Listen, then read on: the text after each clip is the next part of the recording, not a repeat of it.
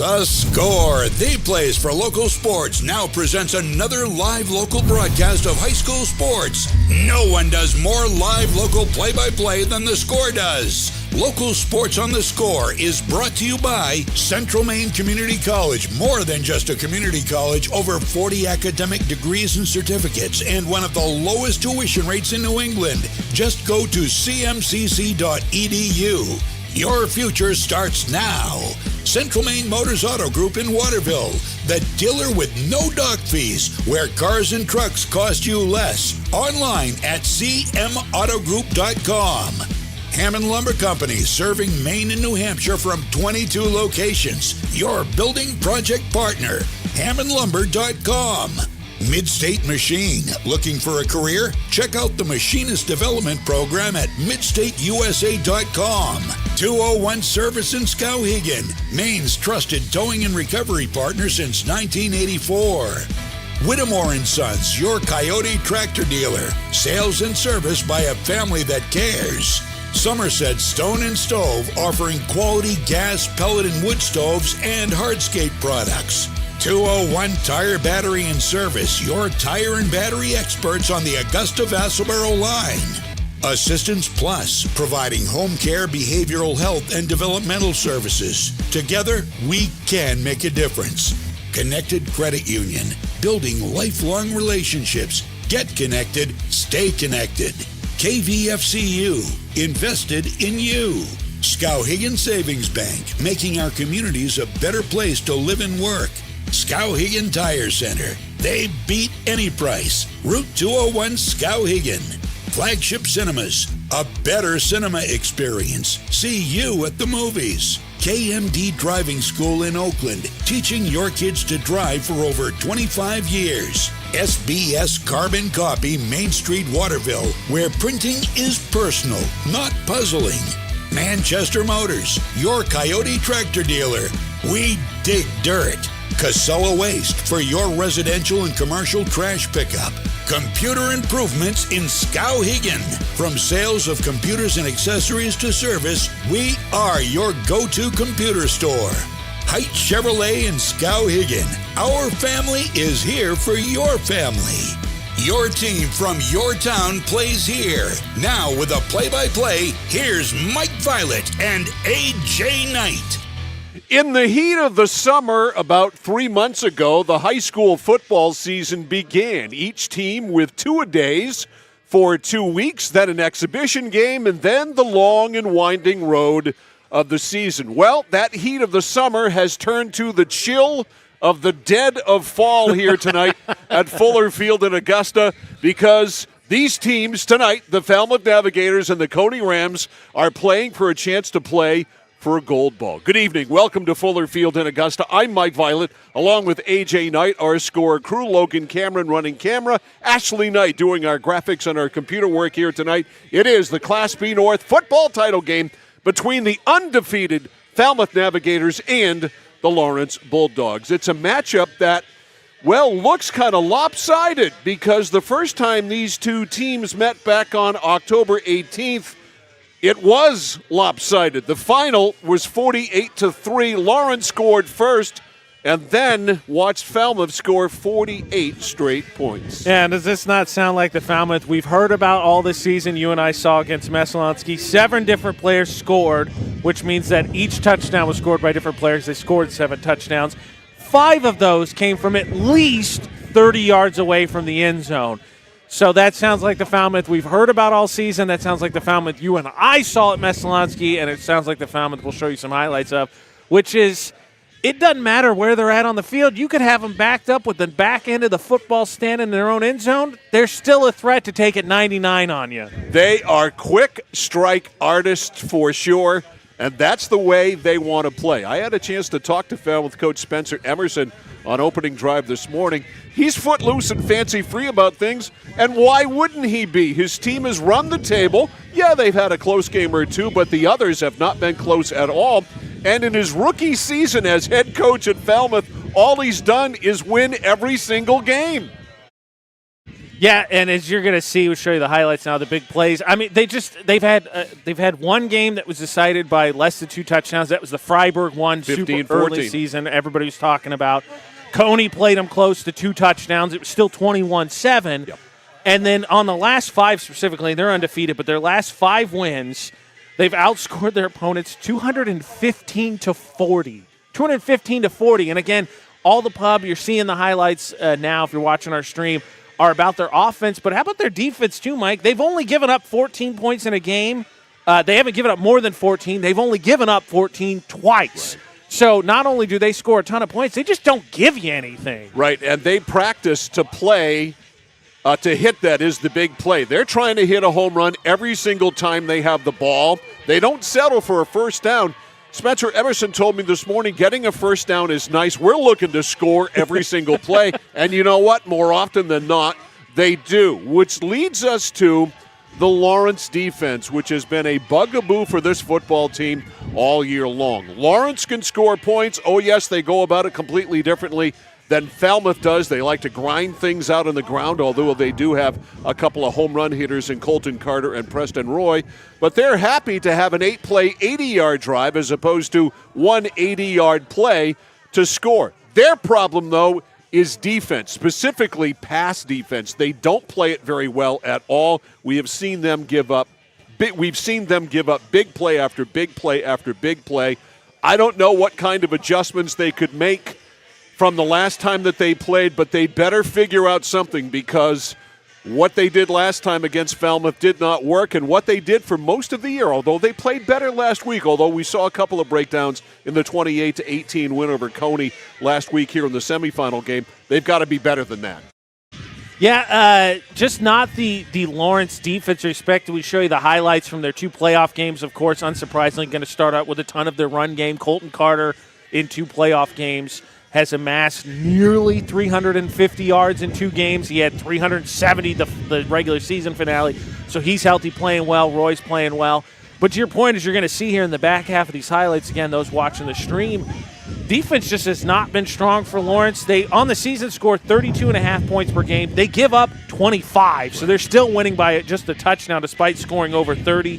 They've given up at least 28 points in half the games they played, which is 5. That you hope a sign, and again, Skowhegan, their opening one, a little bit of a team that's still struggling. But against Coney, you would like to take some positive ways. They've only given up 31 combined points in the 2 playoff games. But you're going to see just the pass defense has really struggled. I think it was a 10-point win last week against Coney, 28-18. I think it could have gotten a lot more interesting despite the fact that Lawrence was the better team for a vast majority of that game.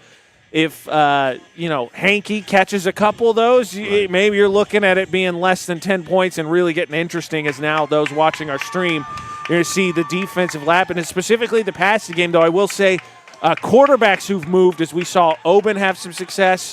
Was it Kyle Johnson of Bangor? Quarterbacks that move give them problems. Last week, Parker Moore in a 3rd and a mile took off because he got pressured. Right here, you're seeing the highlight. And they just couldn't tackle him. And it's not like Morin's that fleet of foot. No, he's not.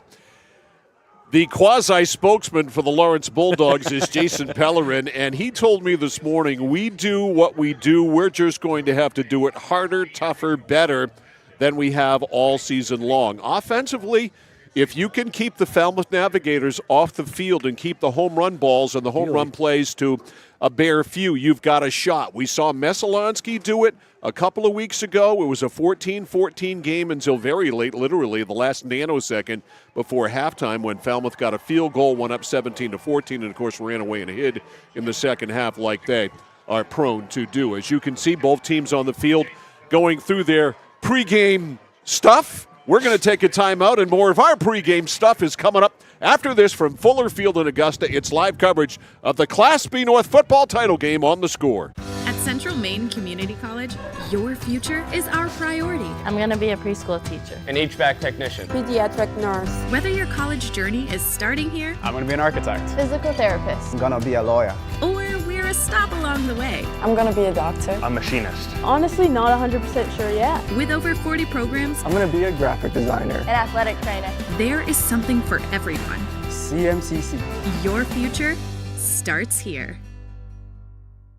Looking to begin or further your career in manufacturing and don't know where to start? Midstate Machine is in need of CNC machinists at our Winslow facility, where we manufacture components for some of the most exciting industries: aerospace, defense, power generation. I'm Jeremy Stanford, manufacturing manager, and I personally want to invite you to come learn about the great pay and benefits Midstate Machine has to offer. To apply, visit midstateusa.com. That's midstateusa.com, an equal opportunity employer. Come grow with us.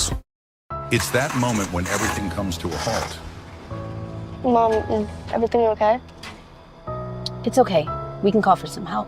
And what you need most is someone you can trust. 201 Service, this is Brandon speaking. How can I help you? Hi, yeah, my car just broke down. I think I need some help. At 201 Service, we know it's more than just about fixing what's broken. It's about being there when it matters most. Not to worry, ma'am. We have your location, and help is already on its way. Don't worry, honey. Help's on the way. Okay, Mom. Wherever you are, whatever the time, you can count on us to be there. Because in those uncertain moments, knowing you're not alone makes all the difference. 201 Service, Maine's trusted towing and recovery partner since 1984.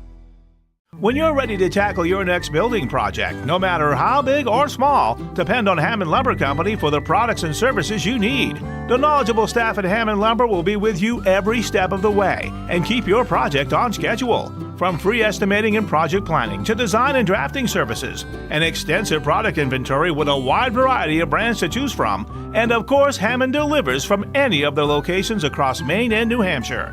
Hammond Lumber Company, your building project partner. For us, it's a family business that is steeped in tradition. You know, our relationship with Waterville goes back a long ways. Over the years, we've been fortunate enough to grow, and we've been able to grow with the town. We look at the work that we do as something bigger than just the sale of a car or the servicing of an automobile. We're here to be a part of something bigger than just ourselves by giving back to the community with our time and our energy, because it's all about taking care of people.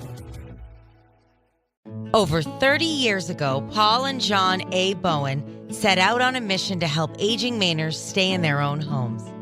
Assistance Plus grew from their passion, dedication, and integrity, where clients come first. Today, Assistance Plus serves not only the elderly, but clients with developmental and behavioral health challenges. Assistance Plus is here for you today and through all points of your life. Mike Violet, AJ Knight, and our score crew back here live at Fuller Field in Augusta as we get set to go here tonight. They moved this game up an hour earlier, and they're moving up the game. They are moving things along here really, really fast. Terry, the singing custodian from Lawrence High School, just finished the national anthem, and as you can see, the captains are meeting at midfield right now. So we are going to get started. And get started early. I did want to add, Mike, as you watch, and we'll break down the coin flip for us. You were talking about Lawrence defense. Just one other number that really stood out to me. We talk about again how Falmouth has such a big offense, big play offense. Falmouth has scored over at least 30 points 6 games this season out of the 9 they've played, including all of the last 5 games they've played. I mean, they are just absolutely rolling at the right time. They have put some extraordinary numbers up on the board. You see Indy Backman, one of the Falmouth captains, number 6. We'll certainly be calling his name. And Trey Walker, number 3, the Falmouth quarterback. The officials tonight go as follows. Rick LaCase is the referee. Rodney Sinclair is the umpire. Ralph Vittner is the line judge. The back judge is Adam Beal. And the timekeeper upstairs is Josh Bouchard. So Lawrence has won the toss, and they are going to receive. So Bulldogs will get their hands on the ball first here tonight and have a chance to exert their will on these Falmouth Navigators. I mean, talk about, again, I wouldn't go as far as to say this opening drive decides the game, but talk about a chance to really, I think, set the tone early and really try and punch Falmouth in the mouth and show that you're going to get your tempo established. So Falmouth 9-0. Their closest game in Class B came against the Coney Rams. 21-7 was the final in that one. Their closest game overall was against Class C opponent Freiburg, who nearly got them. Freiburg lost 15-14. Those were the two closest games of the season for these Falmouth Navigators. Yeah, and again, both those games early on, I believe week 3 and 4, I want to say. I know they were back-to-back, and they just have been cruising since as they got into this Class B North regular season schedule and just started smushing everybody. Owen Ross will kick off. He is a sophomore for Falmouth, wearing number 16. Those of you watching on our stream, and don't forget, tomorrow we've got live coverage of the Class D North championship game, Winslow and Foxcroft Academy. Game time is 11 o'clock tomorrow morning. Pregame show at 10:45. Back to return the up men are Preston Roy. And on the far side for the Lawrence Bulldogs, I believe that's Keegan Littlefield. Can't see who's deep as of yet. Here's Ross, foot into ball. It's a squibber, and it goes out of bounds, and Lawrence gets a break right out of the gate with a poor kickoff there by Owen Ross.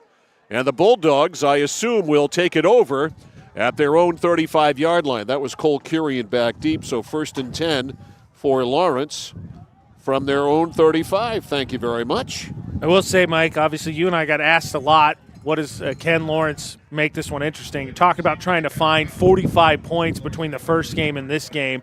The point differential last week in beating Coney, who they lost early season, that was 31, so they made up pretty large chunk against the Rams. They sure did. 1st and 10, Michael Hamlin at quarterback, number 7, the veteran senior, a 3-year starter, has a full house backfield.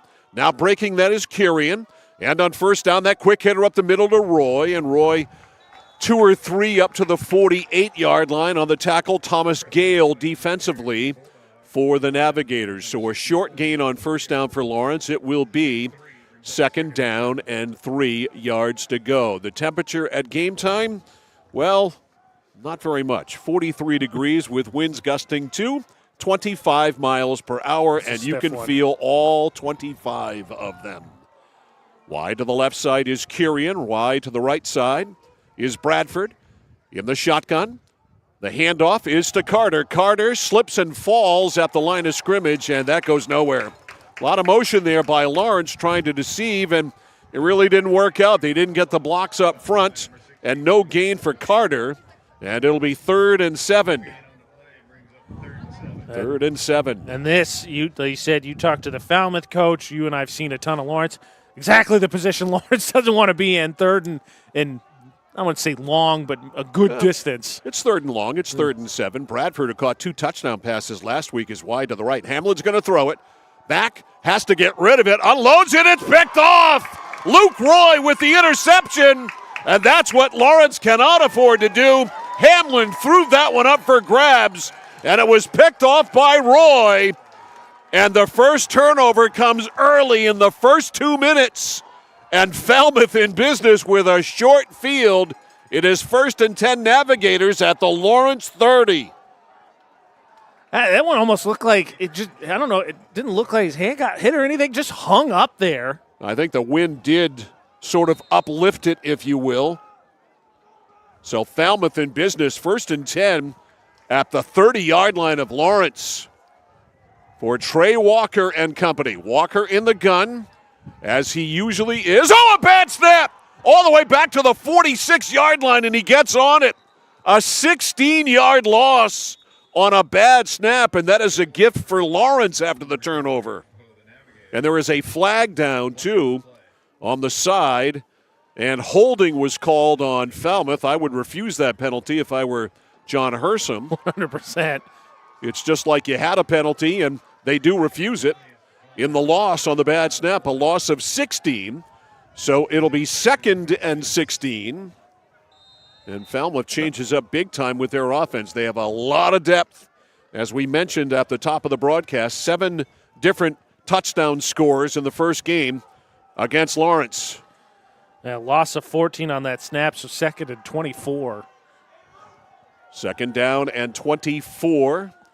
The snap, Walker, hands around the right side, Winterstein. He can burn. He's got nowhere to go, though, and Carter comes up from the secondary and takes care of him, and he actually lost another yard.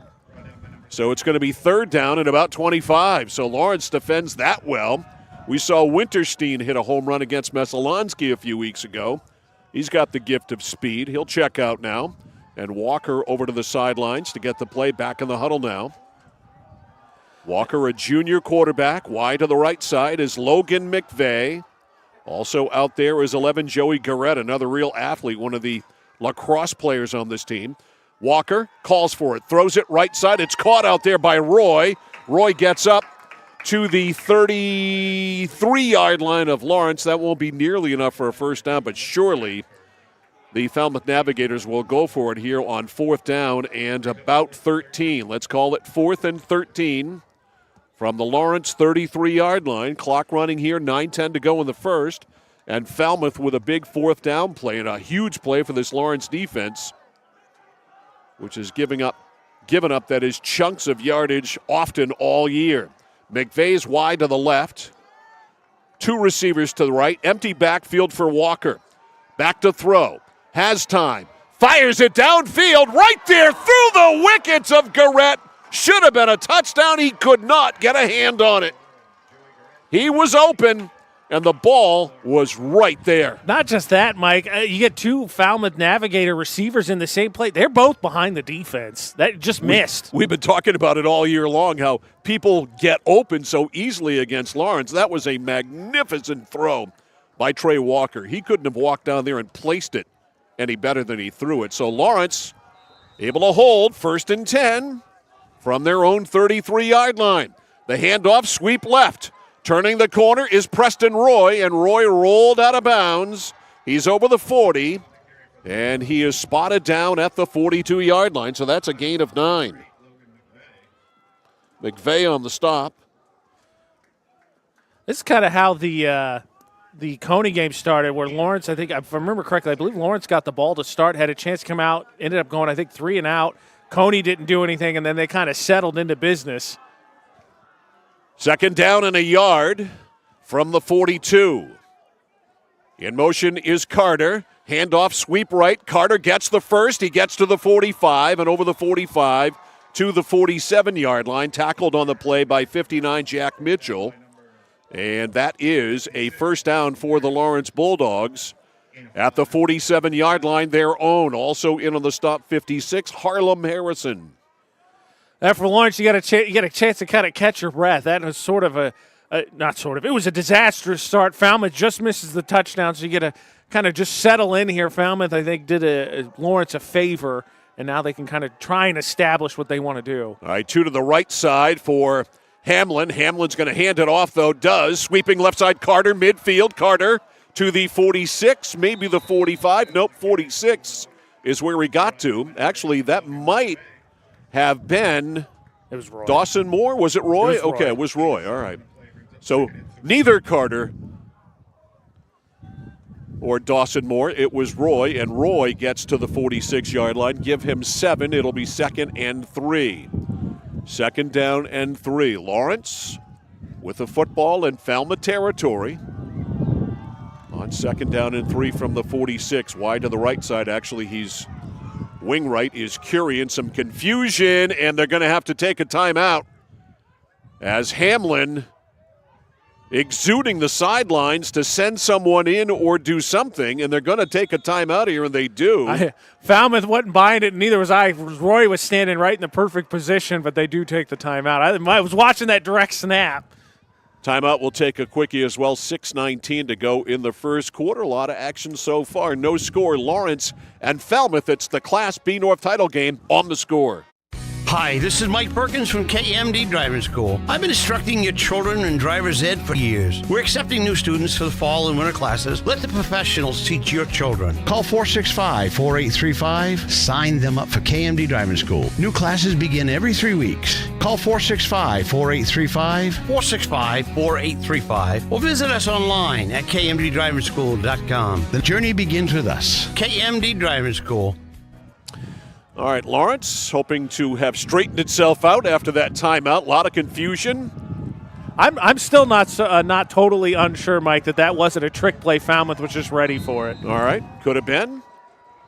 We'll find out after the game. In motion is Carter. Back to hand it off there is Hamlin, and Hamlin hands it off, and nowhere to go for Preston Roy. absolutely stuffed on the play by 77 Thomas Gale, who's a big mountain of a man, and he showed it there. And it'll be third down and about 3. He was waiting there. Roy loses a yard, and he just swallowed him up as he came around on that sort of counter play. 6:50 to go in the first. No score. Lawrence's second possession of the night. First one ended in a pick. Third down and 3 from the shotgun. Jet sweep right side. It's Carter trying to ride the blocks, and he doesn't get it. Carter just to the 45. And it'll be decision time here for John Hersom. And you know what? With this big play offense they're facing, I'm going for it. I think you're going to get him. No, I don't think so. I thought they were going to measure, but I'm with you, Mike. I think you got Hamlin. Just load him up under center, Philly special Lawrence style. I mean, because Hamlin's not a small kid. We have a message to send. Is it to John and Pat in California, who are watching on the stream? Great to have you with us here tonight. Send some of that warm California sunshine to us, would you please? Here's Carter. Sweep left, no Roy. Roy trying to turn the corner. It is going to be very close. Preston Roy trying to turn that corner, and he got the first down. Some hard running there from Roy and put him down at the 41-yard line. So a big fourth down conversion there by Lawrence. 1st and 10 from the 41. Hamlin over to the sidelines to get the play from Ken Lindloff, the Lawrence offensive coordinator. And this is the kind of sustained drive that Lawrence wants to have all night long. Carter goes in motion. Handoff O'Boyle. O'Boyle with a hole on that quick hitter. He's grabbed from behind, though, by Gale. Boy, Gale is an absolute beast for the Falmouth Navigators, but O'Boyle does get forward progress for about 4 yards, so give him 4, 2nd and 6. And we saw Boyle really, especially DHB, finally confirmed to be done for the season. They were holding out hope for a stretch there. O'Boyle really started to work into that running game last week especially and had some big carries. He has been a factor here for sure. He's playing fullback. Roy is to his right. Carter is wing left. The handoff here is Preston Roy. Roy trying to put his head down and get around the corner. He smashes up. He's going to be short of the first down and spotted out of bounds at about the 22-yard line. Check that 23-yard line, so it'll be 3rd and short. 33. What did I say? 23. Oh, sorry. 3rd and about 3 from the 33-yard line. 3rd and 3. Clock running for, nope, it's not running. It actually stopped. He got out of bounds. 4:37 to go in the first quarter. The quick handoff, and boy, nowhere to go there. Did the ball come out? Falmouth says it did. I'm waiting for a signal. There it is. So Lawrence has turned it over. Lawrence turns it over for the second drive in a row. A fumble recovered by Falmouth right at the 35-yard line. I'm going to take, this is going to be my 4th look at this. I think so. It's just Carter's body's behind, but again, one thing for him, he has struggled to protect the ball this season. Ball security, it is so important, especially in a game like this. Look at the load in the backfield. A running back to either side of Walker, hands it to Backman. Backman trying to fight his way through a maze of Lawrence players, really can't, and 77 on the other side. Big Brady Richards able to make that tackle. Dawson Moore, as the PA announcer mentions, also in on the stop. A gain of a yard. It'll be 2nd and 9. After the game tonight, we'll pick our flagship cinemas. Score player of the game, flagship cinemas, consistent pricing and a premium cinema experience. 2nd and 9 for Walker. Full house backfield. The handoff, Garrett. Garrett around the corner. Garrett is rolled out of bounds. He is over the 40 and out of bounds near the 41-yard line, maybe at the 40, depends on where they say he went out. Colton Carter on the stop, and right at the 40 he went out. So it's 3rd down and 5. 3rd and 5 from the 40-yard line. This team does not punt very much. Yeah. Wide to the left side is McVeigh. Going out there, Ben Robbins with him. I was say, feels like if they do, it's just in the first half, and the second half, it just feels like it's touchdown, touchdown, touchdown. Walker in the shotgun with Backman behind him. Garrett in motion, a play fake, back to throw, loads it up long, wide open is McVeigh, and he makes the catch. Touchdown, Falmouth. There's the home run ball, 60 yards for the score. He's going to pick up some laundry because he blew a kiss to the camera. But that just, again, you could have had him back 3rd and 25. That's always sitting out there. So Walker, a 60-yard pass to McVeigh, and just like that, Lawrence had a drive going. They turned the ball over, and now we have the penalty called on sportsmanlike conduct against Falmouth. And you can't take the touchdown off the board. No, it was after the play. All right, so what are they doing here? Are they really going to take the touch? No. You can't do that. That's a terrible. Wait, no.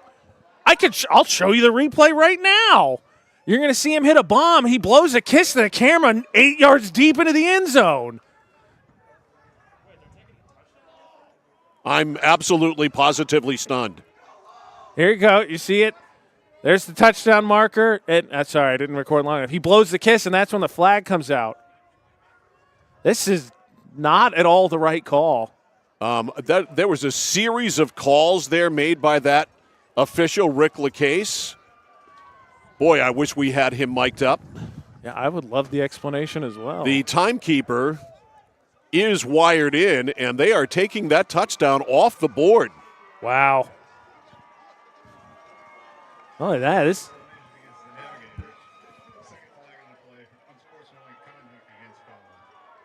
there must have been a flag on the original play. Yeah, I would say so because they didn't stop walking for a while. Right, so there had to be a flag on the play itself and then the unsportsmanlike conduct afterwards. That's the only explanation. So instead of a touchdown, with the penalty on the play, they lose, I guess, 15. And then with the penalty after the play, they lose 15 more. So it all adds up to 4th down and a country mile. And Owen Ross is going to punt from near his own 10-yard line. So you talk about a break for Lawrence. Right on the money. Here's the punt. It's an absolute blast of a punt. Roy back, and he has to let it go.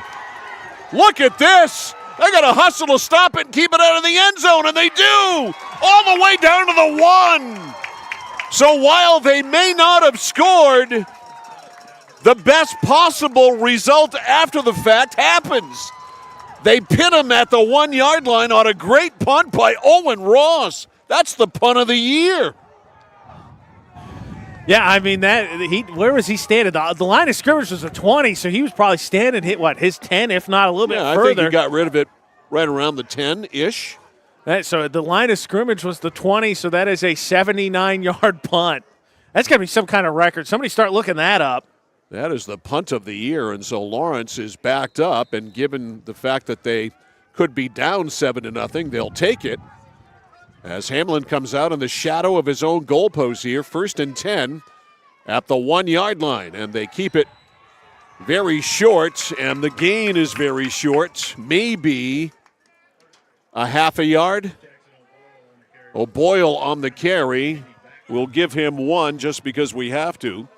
It is 2nd down and 1. Approaching 3 minutes left in the first quarter. No score. It's been an interesting sort of weird first quarter. I mean, the game plan is going terrible for Lawrence, yet exactly you're getting all the breaks. They've turned the ball over twice. And they're not behind. Yeah, they've given up a monster touchdown, and the game's still scoreless. 2nd down and 9. The handoff to Carter. Carter belted. Maybe a safety. Is it? No, they say forward progress got him to the 1. So not a safety. As Carter got stood up, pushed back. So no gain. It'll be 3rd down and 10. Let's take one more look at that. I think he got the ball out, but, man, not by much. Not by much indeed. 3rd down and 9. I mean, you could see. I joked about this in the pregame, talking about Falmouth's offense. If the tail end of the football was touching the goal line, they could still score. Lawrence does not want to be in this position. And Lawrence is already under 10 seconds. They're going to have to hurry up here, although it's not going to be much of a loss, that's for sure. And there's the flag. So it'll be half the distance to the goal. So 2 inches? Now, probably about 6 inches. I mean, not much. Good luck marking that one off, ref. You're going to have to get a ruler out for that.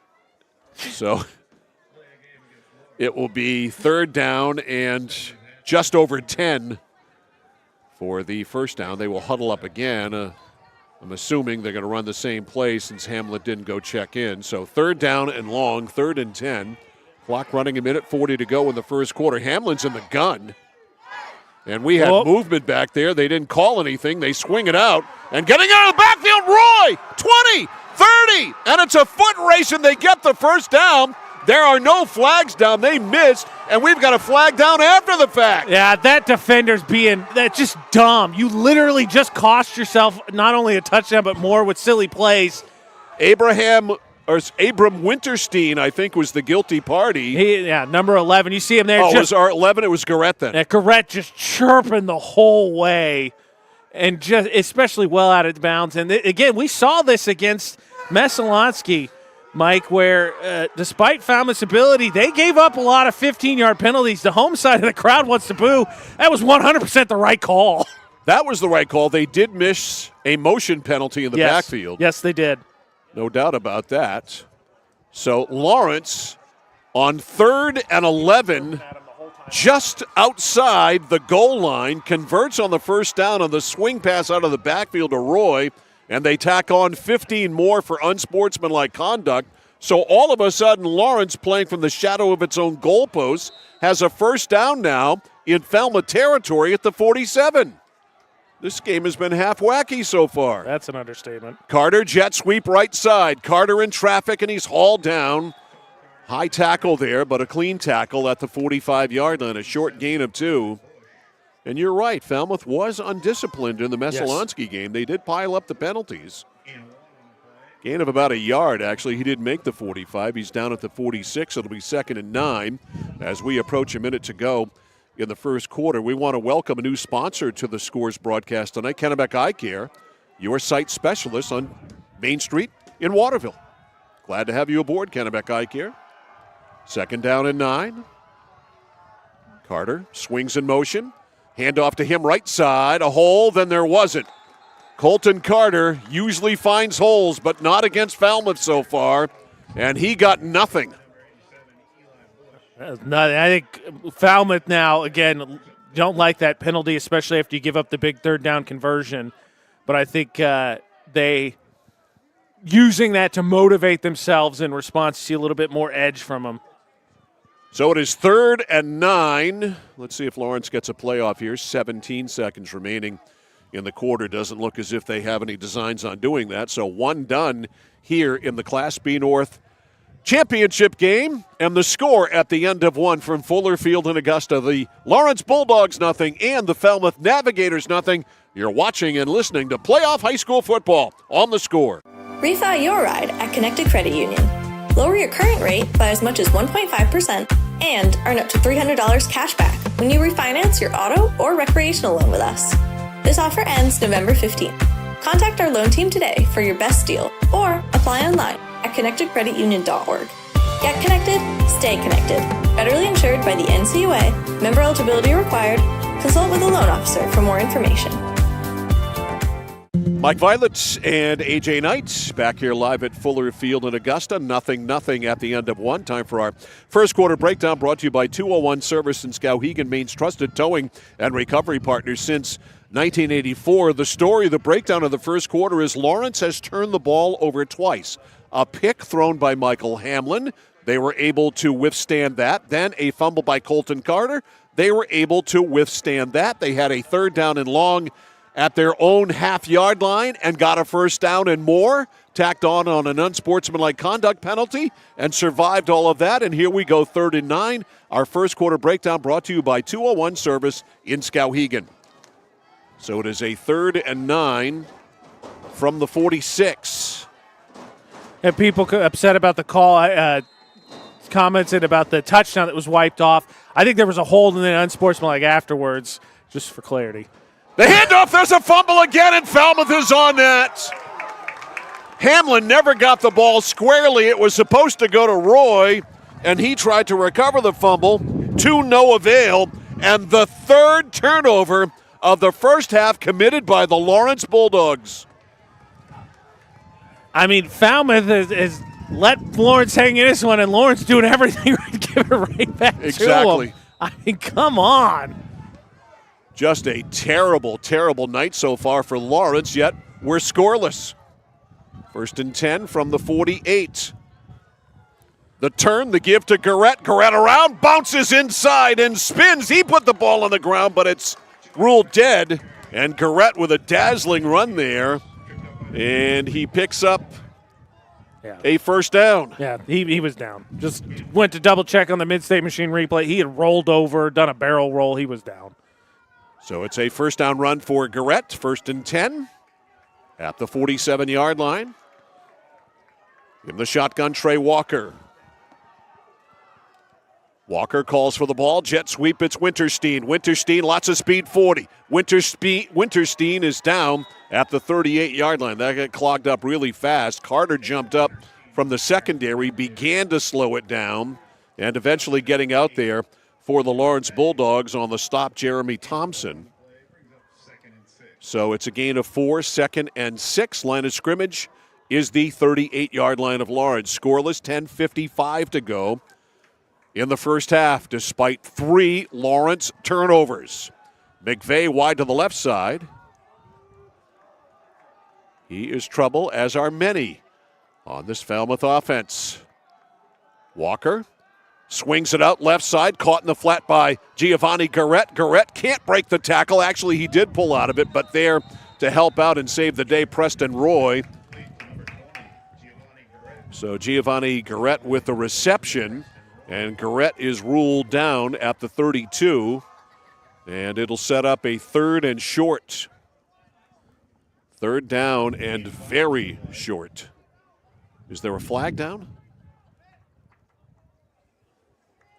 Yes, there is a flag down, and a penalty is called here. Against Lawrence, Against Lawrence, so that'll give him a first down, I believe. It is a first down. I didn't see what the call was. Did he make a call? Did we have the yardage right? He just got – no, he got up to the – that's at the 32. I think he picked up the yardage. Okay, Mike. So back to throw. Walker being chased, and he avoids the sack by Carter. Rolls right, looks, nobody's open, fires it down, and it is incomplete. Well, a great job there by Trey Walker to keep that play alive after avoiding the sack by Colton Carter. And Walker kept it alive, runs back and grabs his shoe. And he'll have to hustle and put that back on as he goes over and gets the play from head coach Spencer Emerson. He can put a shoe back on a heck of a lot quicker than I can, that's for sure. And the warm clothes I put on took me a minute to get it into a couple different things as well. 2nd down and 10 at the 32. We are scoreless. 9:53 to go in the first half. Wide to the right side is Luke Roy. Man coming in motion. Here's the turn. Here's the give. Looking for open field is Garrett. He's not going to find it.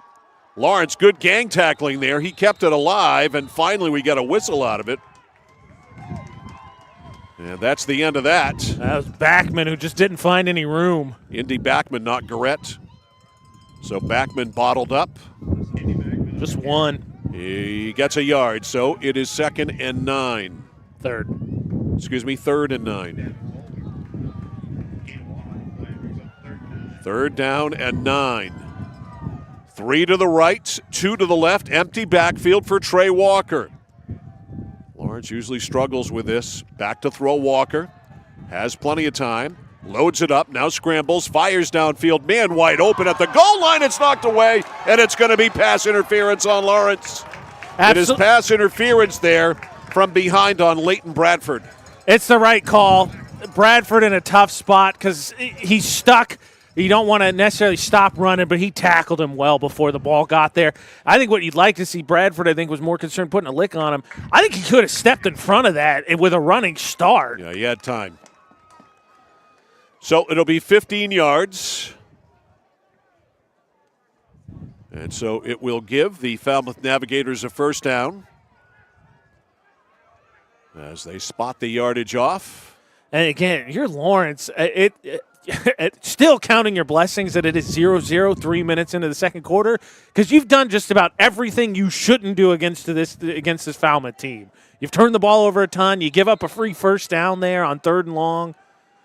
It is 1st and 10, just inside the 17. Walker in the shotgun, Backman behind him. The turn, the give to Backman. Backman bounces to the outside, nothing there. Lawrence up and playing solid defense there. Jackson O'Boyle up and made the stop. And a minimal gain, if any. In fact, none. Nope, they say a yard, so 2nd and 9. 2nd down and 9. 8:35 to go in the first half. It is scoreless, but Falmouth in the red zone. Walker with Backman right to his right. Sends a man in motion. On the jet sweep, it goes to Winterstein. Abram Winterstein is wrapped up, and he is stopped cold. He went nowhere. Boy, blowing up that play for the Lawrence Bulldogs was 54, Xavier Garcia. He was all over that. And Winterstein nowhere to go, so Winterstein is stuffed cold. And none of that, Winterstein loses 5 yards. So it'll be 3rd down and 12. 3rd and 12. Robbins to the right. To the left, it's Roy. The slot is Winterstein. Walker in the gun. Walker back to throw. Walker looking right side to the end zone. Picked off. It is picked up by Cole Curian. 10, 20 to the 25. And Curian out of bounds after the pick. And Lawrence is able to force a turnover. And they have it 1st and 10. The line of scrimmage is the 30-yard line. What a monster play for Curian is that one. I think Walker just looking down his guy, but a big one is Lawrence is able to keep it 0-0. Wow. This game is wild. Does anybody want to score tonight? We've had 4 turnovers and no points. Wow. How does that happen with 2 really good offenses, 1 really great offense, and 1 good offense? Hamlin in the shotgun, has bodyguards to either side. On first down from the 30, hands it off the middle to Colton Carter, and Carter stuffed. He got nothing. Boy, the defenses on the running game have been there all night long. No gain. Actually, a loss. Loss of about a yard, at least. Yeah, it lost of a yard. 2nd down and 11. No score between Lawrence and Falmouth in a game that has featured 4 more turnovers than points. Unbelievable. Hamlin from the gun. Hamlin going to run the option. Pitches to Roy. Roy going wide, trying to turn that corner, just can't. And he got rolled out of bounds there by Matt Grace. Mike, does it feel to you, Lawrence, a little gun shy to run any of that play action, even just throwing the ball a little bit after Hamlin's first pass was just a duck? Yeah, it was a horrible pass. Yes, it does feel like they're gun shy. I think it's time for some play action right now. Something. I mean, Roy picked up 5 on that, but I just at this point, Falmouth playing way downhill. Feels like if you can run play action, even still just something short, might have a chance to pop a big play. 3rd down and 6 is what they call it. Hamlin's going back under center. He's got Curian behind him. Going in motion is Roy. Hands off to Roy. Roy, there's a flag down coming from the secondary, and Roy is also down. He's down for a loss. I guess this is against Lawrence. And if it is, obviously Falmouth will refuse it. It is holding. They waved it off because Roy ended up losing 3 yards. So you'll take the down. And it'll be 4th down, and we will see Lawrence punt. Well, we saw wind's still blowing that way. We saw the 79-yard punt going this way. Wind's still blowing that way. Ben Robbins back to return. Michael Hamlin's punt. Hamlin will get rid of it near the 20 in this scoreless ball game.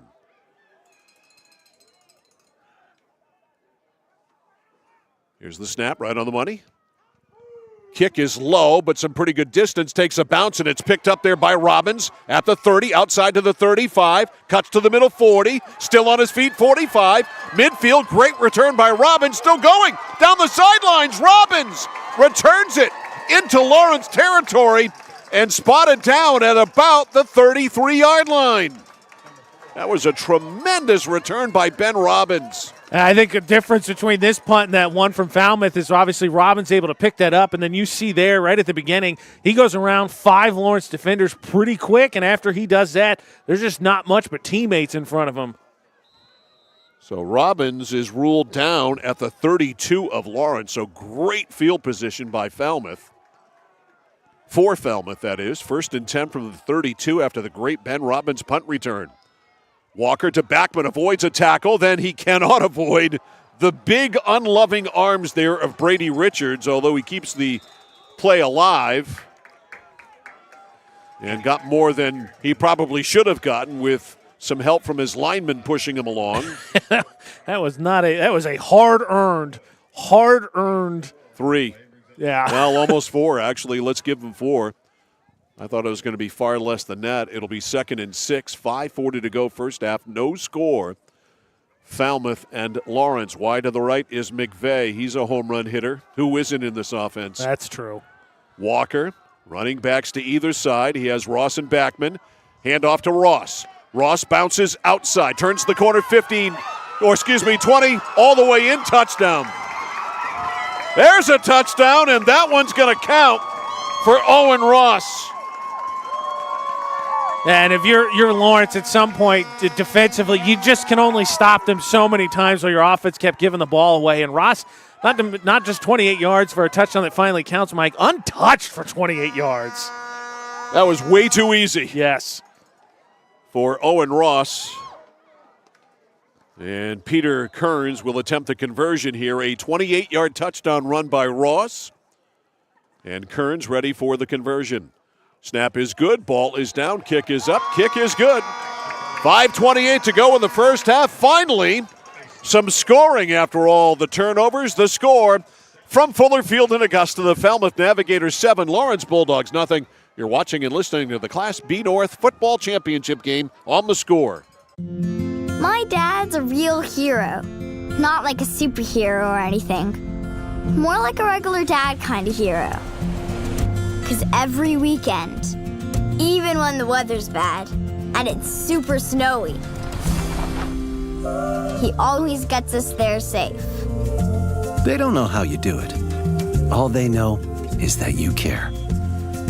See Skowhegan Tire Center. They beat any price. Route 201, Skowhegan.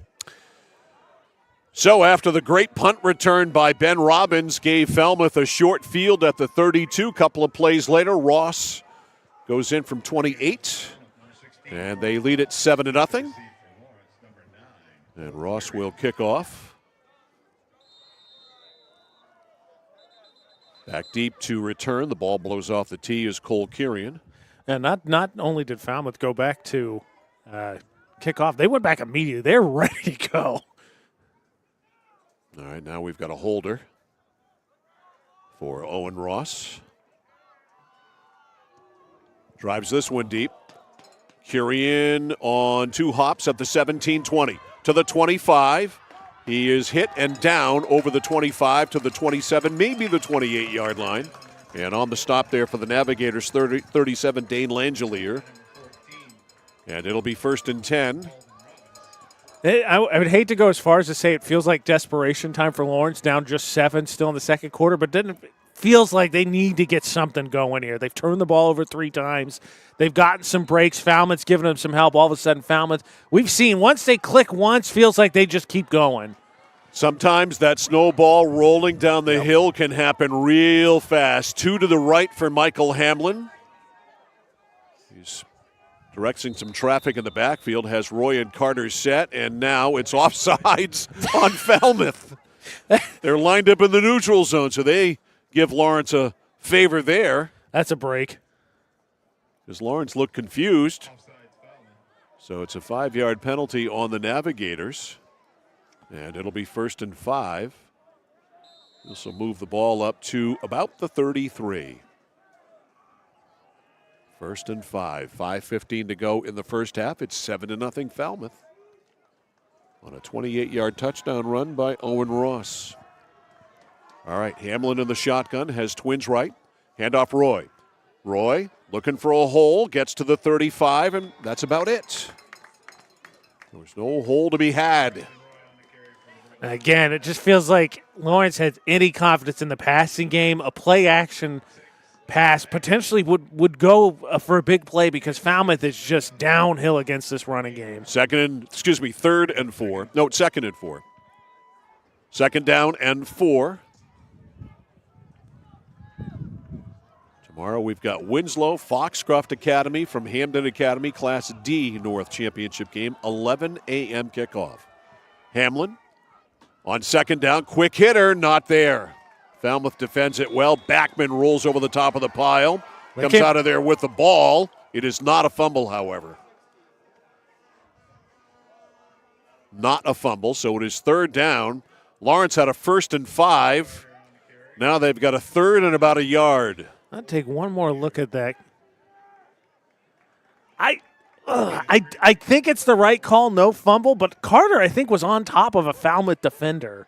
Well, it would all depend if there were a knee or elbow. It's tough. It's a massive body, so it's tough to see, but closer than I think you would like if you're Lawrence already given up the ball 3 times. 3rd down and 1. Bulldogs desperately need a 1st down here. 3:50 running clock to go in the first half. 7-0.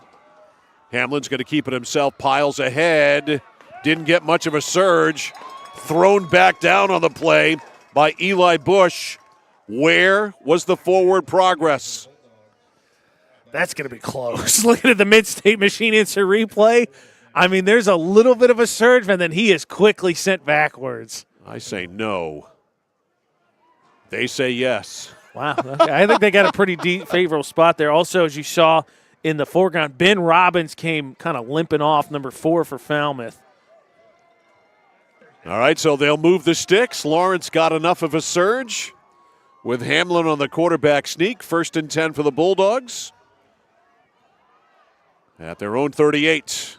The turn and the sticks weren't set yet. I know that, and Lawrence wasn't either, apparently. Trying to go quick, I think, to try and get an advantage against the front 7 of Falmouth, and they went too quick for themselves. Yep, that'll cost them 5. 1st and 15. Tonight's game presented by Central Maine Community College in Auburn with over 40 academic degrees and certificates to choose from. You can find your passion, and your future begins right now at cmcc.edu. Tell you what, fan vote still 57% Lawrence in our YouTube comment section. Back to throw Hamlin, and there was nothing there. He was going for Jackson O'Boyle, running for his life. All kinds of coverage there.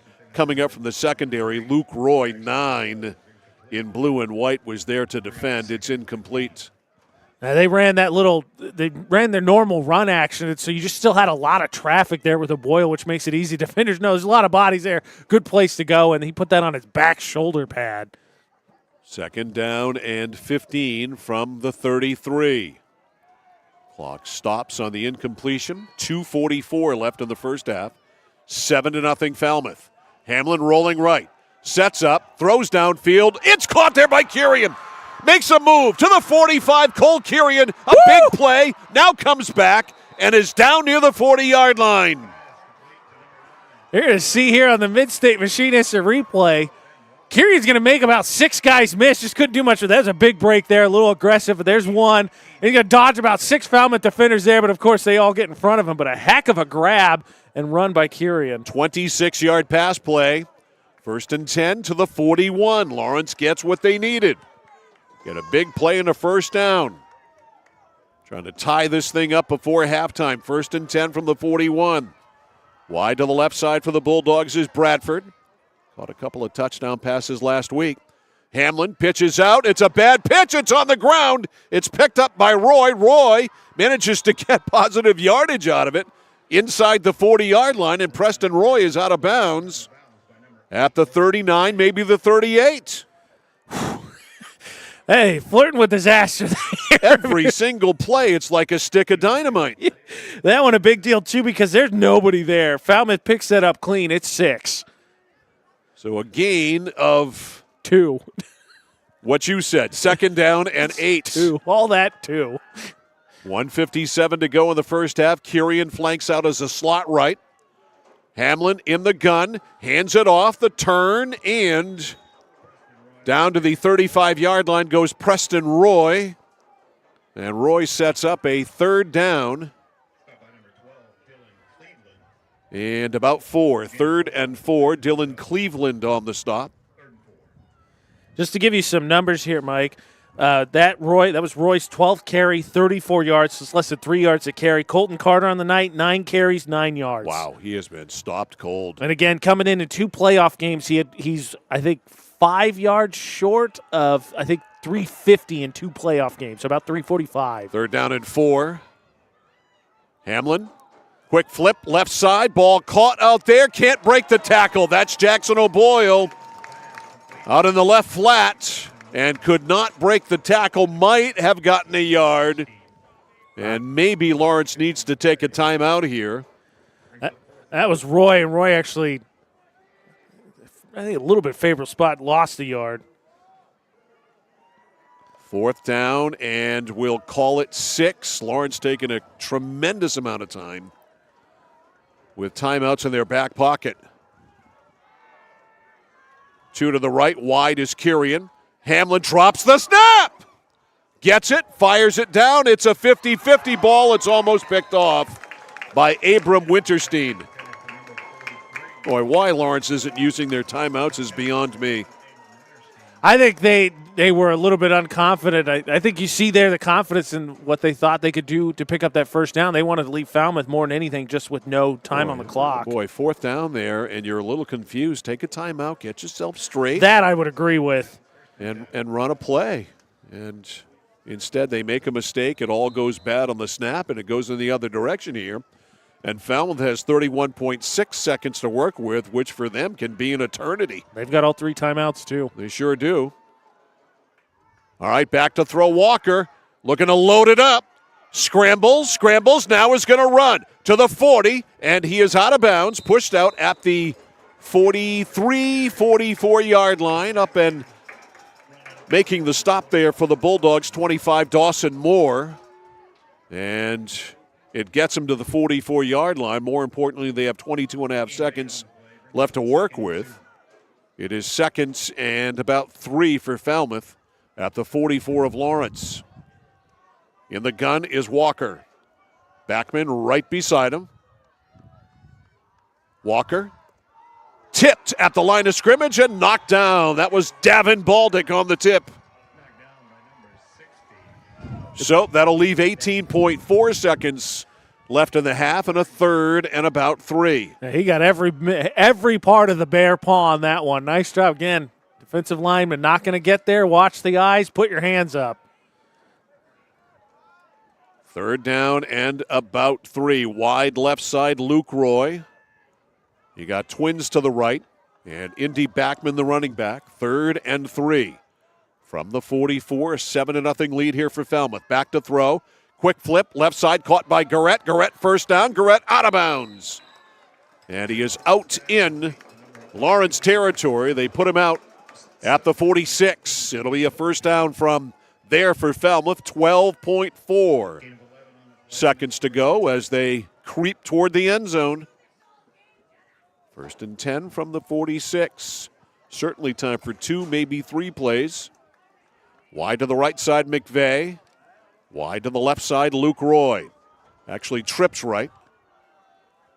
Walker with Backman.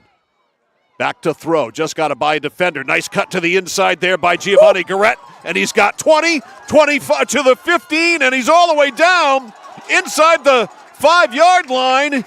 He flips the ball to the official, and surely Falmouth will take a timeout.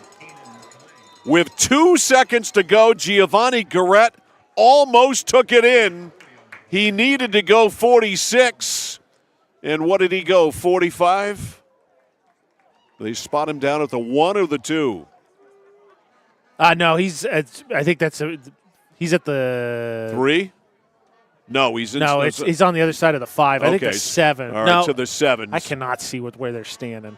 The refs are right in the way. I mean, but how about the speed of Garrett on that one? He was shot out of a cannon there. That happened so fast. And Giovanni Garrett turned a little swing pass into almost a touchdown.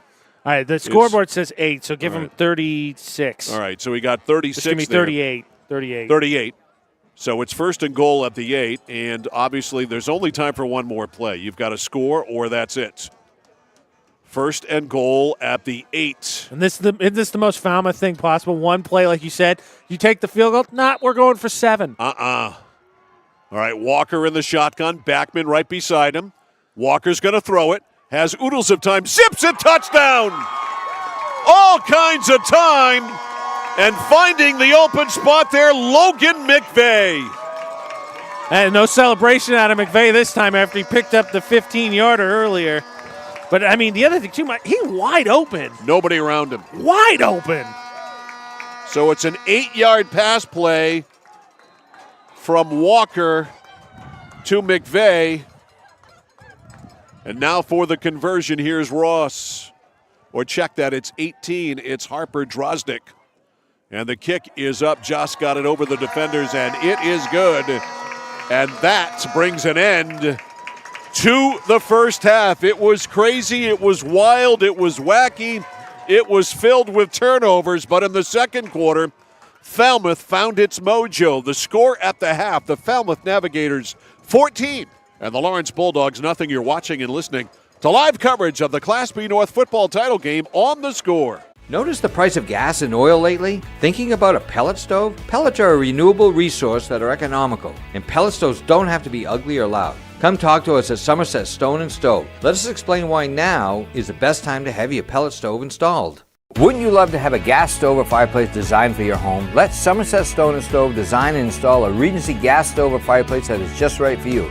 Let us customize your Regency gas stove or fireplace while you enjoy the beauty and warmth. Visit Somerset Stone & Stove in Oakland. Have you been dealing with eye issues, but you keep putting off having an exam? Contact Kennebec Eye Care. Dr. Peter Parody, Dr. Leslie Sobek, and Kaylee Brand OD will give you a thorough eye examination to diagnose the issue and create a plan to fix it. Call 872-2797 to schedule an appointment today. Kennebec Eye Care, 216 Main Street in Waterville. Online at KennebeCEyeCare.com. Kennebec Eye Care, your sight specialist. At Hite Chevrolet in Skowhegan, our family is here for your family. And our family has been providing affordable, reliable transportation to families in central and western Maine for 113 years. You don't have that kind of longevity in the car business without building strong, trusting relationships with customers from one generation to the next. Whether you're looking for new or pre-owned, financing, or special incentives, your shopping experience is always stress-free at Hite Chevy. Hite Chevrolet on Madison Avenue as you turn into Skowhegan. You'll also find the Hite family of dealerships in Madison and Farmington. At Central Maine Community College, we are building things that last. We're investing in technology, new facilities, and offering more degree programs than ever before. You can get the traditional college experience at a fraction of the cost. And for some, it's even free. Wait. Did she just say free? That's right, free tuition for Maine high school grads from 2020 through 25. Set your goals and find your path at CM. Let's build a future together. Whittemore & Sons, your Coyote tractor dealer. Dependable sales and service for over 50 years. We are located on the Waterville Road in Skowhegan. Sales and service by a family who cares. Oh, please start. You wouldn't allow your car to bypass its maintenance, would you? Hey, Jen, would you look this up on your computer? Oh, wish I could. This office computer is so slow. How about your computer maintenance? Trust the pros at Computer Improvements. They can come on site or stop by, handling general maintenance, antivirus protection, hardware upgrades. And Computer Improvements can set you up with solid-state hardware memory, giving your operating system wicked fast response time due to less moving parts. So your day isn't like this. Contact Computer Improvements to schedule your service today. Computer Improvements, downtown Skowhegan. Mike Violet, AJ Knight, and our score crew back here live at Fuller Field in Augusta. It's time for our second quarter breakdown. It's brought to you by 201 Service in Skowhegan, Maine's trusted towing and recovery partner since 1984. After a bunch of turnovers in the first quarter, we finally got some scoring in the second quarter, although turnovers still outnumber touchdowns in this game by a count of 4-2. 2 touchdowns in the second quarter by Falmouth. Owen Ross, a 28-yard touchdown run. The extra point by Drozdick made it 7-0. A short field after a great punt return by Ben Robbins of 32 yards. And then with no time left on the clock, on a 1st and goal at the 8, Walker hits McVeigh, an 8-yard touchdown pass just over the end zone line. Drozdick with the extra point. At no time left on the clock, it is 14-0 in favor of Falmouth. Our second quarter breakdown is brought to you by 201 Service in Skowhegan, Maine's trusted towing and recovery partner since 1984. So it's on to our Hammond Lumber halftime. Hammond Lumber Company, serving Maine and New Hampshire from 22 locations. Your building project partner, HammondLumber.com. What a weird, wild, strange game, particularly AJ Knight in the first quarter when Lawrence did nothing but give the ball away and yet didn't allow any points. They turned the ball over 3 times and yet didn't allow any points. It's crazy. Yeah, I mean, you get a little bit of help from Falmouth. There's some discrepancy in the comment section. We'll show you the the highlights here from the first half is what I meant to say. But you get some help from Falmouth. They get a touchdown wiped out by, we believe, there was some kind of penalty, and then you get the 15-yarder after the dead ball, which ended up ending that drive. You get a big pass to Roy when you're legitimately as backed up on your own side of the field as you could be. They added 15 more onto it. But to your point, Lawrence couldn't stop giving the ball away. And it's a matter of time. This Falmouth team has been too good all season. They've put up a ton of points all season. At some point, you give them enough chances, they're going to find a way to score. Well, that's exactly right. I mean, you were extremely fortunate. I mean, a 4-leaf clover, horseshoe kind of fortunate in the first quarter not to be behind 7, 14, 21-0, even that far. So you play a scoreless first quarter despite all of those turnovers, and then finally in the second quarter, the law of averages is going to catch up to you, and that's exactly what happened because, as we saw, this team can hit the big play when they need to. The punt return by Robbins gave them a short field. Couple of plays later, Ross is in the end zone, and then Garrett breaks a big one, gets all the way down to the 8-yard line, sets up the 1st and goal play. That results in the touchdown on the pass from Walker to McVeigh, and Lawrence on their heels, and they're going to have to kick off to start the second half to Falmouth. Yeah, and I think especially the other thing, too, is I don't want to take anything away from Lawrence. Lawrence has a pedigree. Lawrence has been here, not to overshadow Falmouth's season. Falmouth has been an extremely good team all season. But I think the thing you and I talked about a little bit, I'm a little bit surprised by, is I know Lawrence has its identity, but the fact that I really do think Lawrence, that first pass, Hamlin hangs it up, it's a duck, and it gets picked off, and it felt like they were terrified of throwing the ball, and then it got to the point where they felt like they didn't have anything else they could do, but sort of mentally took themselves out of it a little bit, and now all of a sudden Falmouth kind of doing what they want to do, and you see the confidence Falmouth plays with, like you said, as you see the last touchdown here to McVeigh. There's 2 seconds left. There's no other play that's happening. Conventional wisdom says you take the points, you go up 10-0, you get the ball to start second half. That's not how the Navigators play.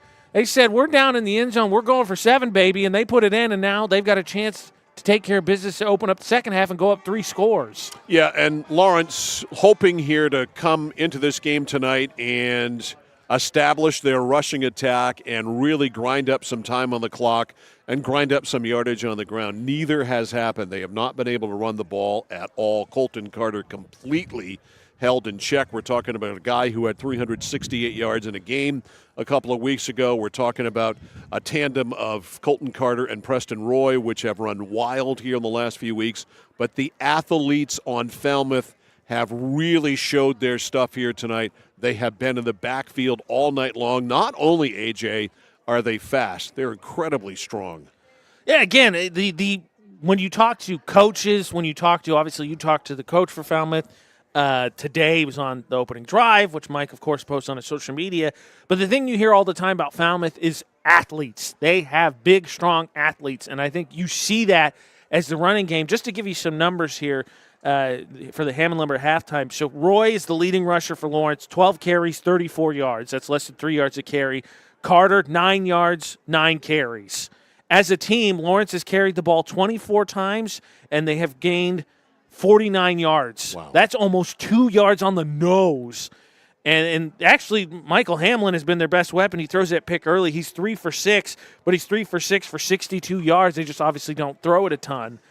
But, Lawrence, regardless, they need to be able to run the ball, and Falmouth is playing downhill. So at halftime, if you're Lawrence, obviously you need to get a stop because Falmouth's going to get the ball to open up this second half. But you need to find a way to move the ball.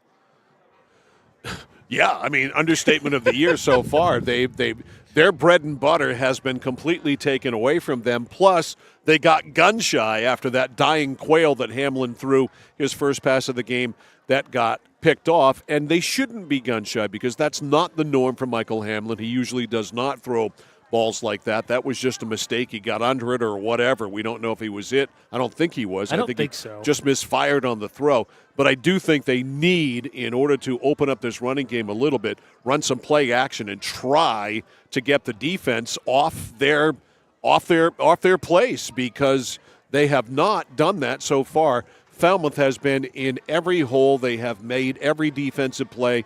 The numbers bear that out as Lawrence is averaging just 2 yards a carry. This is a team that has opened up gaping holes for big chunks of yardage, no matter who the back is, all year long. And tonight, Falmouth has taken everything away. Yeah, and again, it's one of the things we talked about, you and I, tomorrow, spoiler alert, have Winslow and Foxcroft Academy in the D North Region Championship game. And you and I were talking before we got on for the broadcast. That game, very similar similar game style you expect from this one. Foxcroft Academy been a very potent offense, very strong defense. We'll get into the numbers, obviously, tomorrow. And Winslow, same kind of offense, need to accomplish things the same kind of way.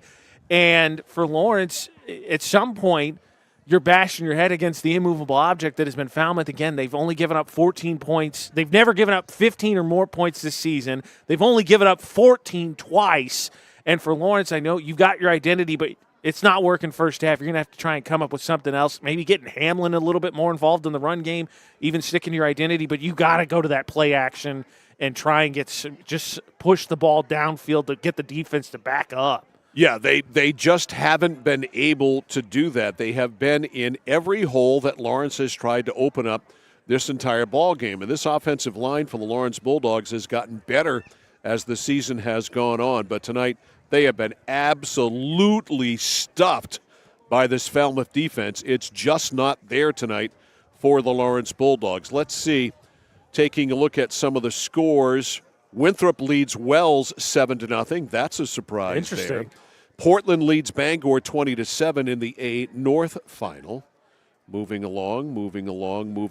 The B South final, Deering and Kennebunk, 14-14 at halftime. That's no surprise, huh? I mean, Kennebunk, you and I were talking about what the chalk matchups look like, and I think Kennebunk came into the season expected to be one of the best teams. Deering's been a really good program all season. They've played really well. So that, I think, maybe Deering getting sold a little short. But, no surprise. That's two really good teams. Yeah. So apparently, from what I am told by an official friend of mine who was watching the game, the penalty was an illegal substitution on the touchdown. Okay. And then an unsportsmanlike conduct penalty called in the end zone. Yeah, so that was the call. We saw that one. Thanks to my anonymous official friend for sending me that. I won't tell you what he also said at the bottom of the text, but illegal substitution. So we knew it was a penalty there. Yeah. So there's that. To give us a little bit of clarity as to what went on that play, which we thought at the time, and I definitely need to take a step back there because I agree. There's no way that you would you would call that touchdown back there. Well, it didn't help too. The head ref kind of Macarena'd his way through all the penalties, so we didn't even get a chance to see it. Well, that was mentioned by my official friend who will remain anonymous about the call there. Not the best of calls by the officials, but it was not a call that the touchdown was not called back because of any post-touchdown celebration, which simply Can't happen. And we're jumping the gun. We're excited, too. It was on us. Falmouth Navigators, they're jumping the gun. They're ready to rock and roll here in the second half. They're back on the field. I'm sure the Lawrence Bulldogs are headed out as well. Falmouth with a 14-0 lead, and they are about to get the ball back to start things off in the second half. So the pressure here on this Lawrence defense. So halftime, all set. Brought to you by Hammond Lumber Company, serving Maine and New Hampshire from 22 locations. Your building project partner, Hammond Lumber. Find them at hammondlumber.com. The score is the Falmouth Navigators 14, the Lawrence Bulldogs nothing. Second half of the Class B North Football Championship game is next on The Score. Whether you're looking to buy, build, or refinance your home, at Skowhegan Savings, we make buying your home a personalized experience. Our team of local community bankers are available on your time to help you every step of the way, from pre-qualification to closing your loan. We have a variety of mortgage terms to fit your needs and a bi-weekly payment option that can save you time and money off your loan. We also won't sell your loan, so your loan stays local with us. Contact one of our community bankers or apply online at skowhegan.com to start your home buying journey today. Manchester Motors is your official Coyote tractor dealer. If you work the land, you just got to be a jack-of-all-trades type. There's just too much to do. So if you got to be a welder, or a farmer, or a ditch digger, that's just who you are that day. Then tomorrow, you can be somebody else. Find your Coyote tractor at Manchester Motors, 1031 Western Avenue, Manchester.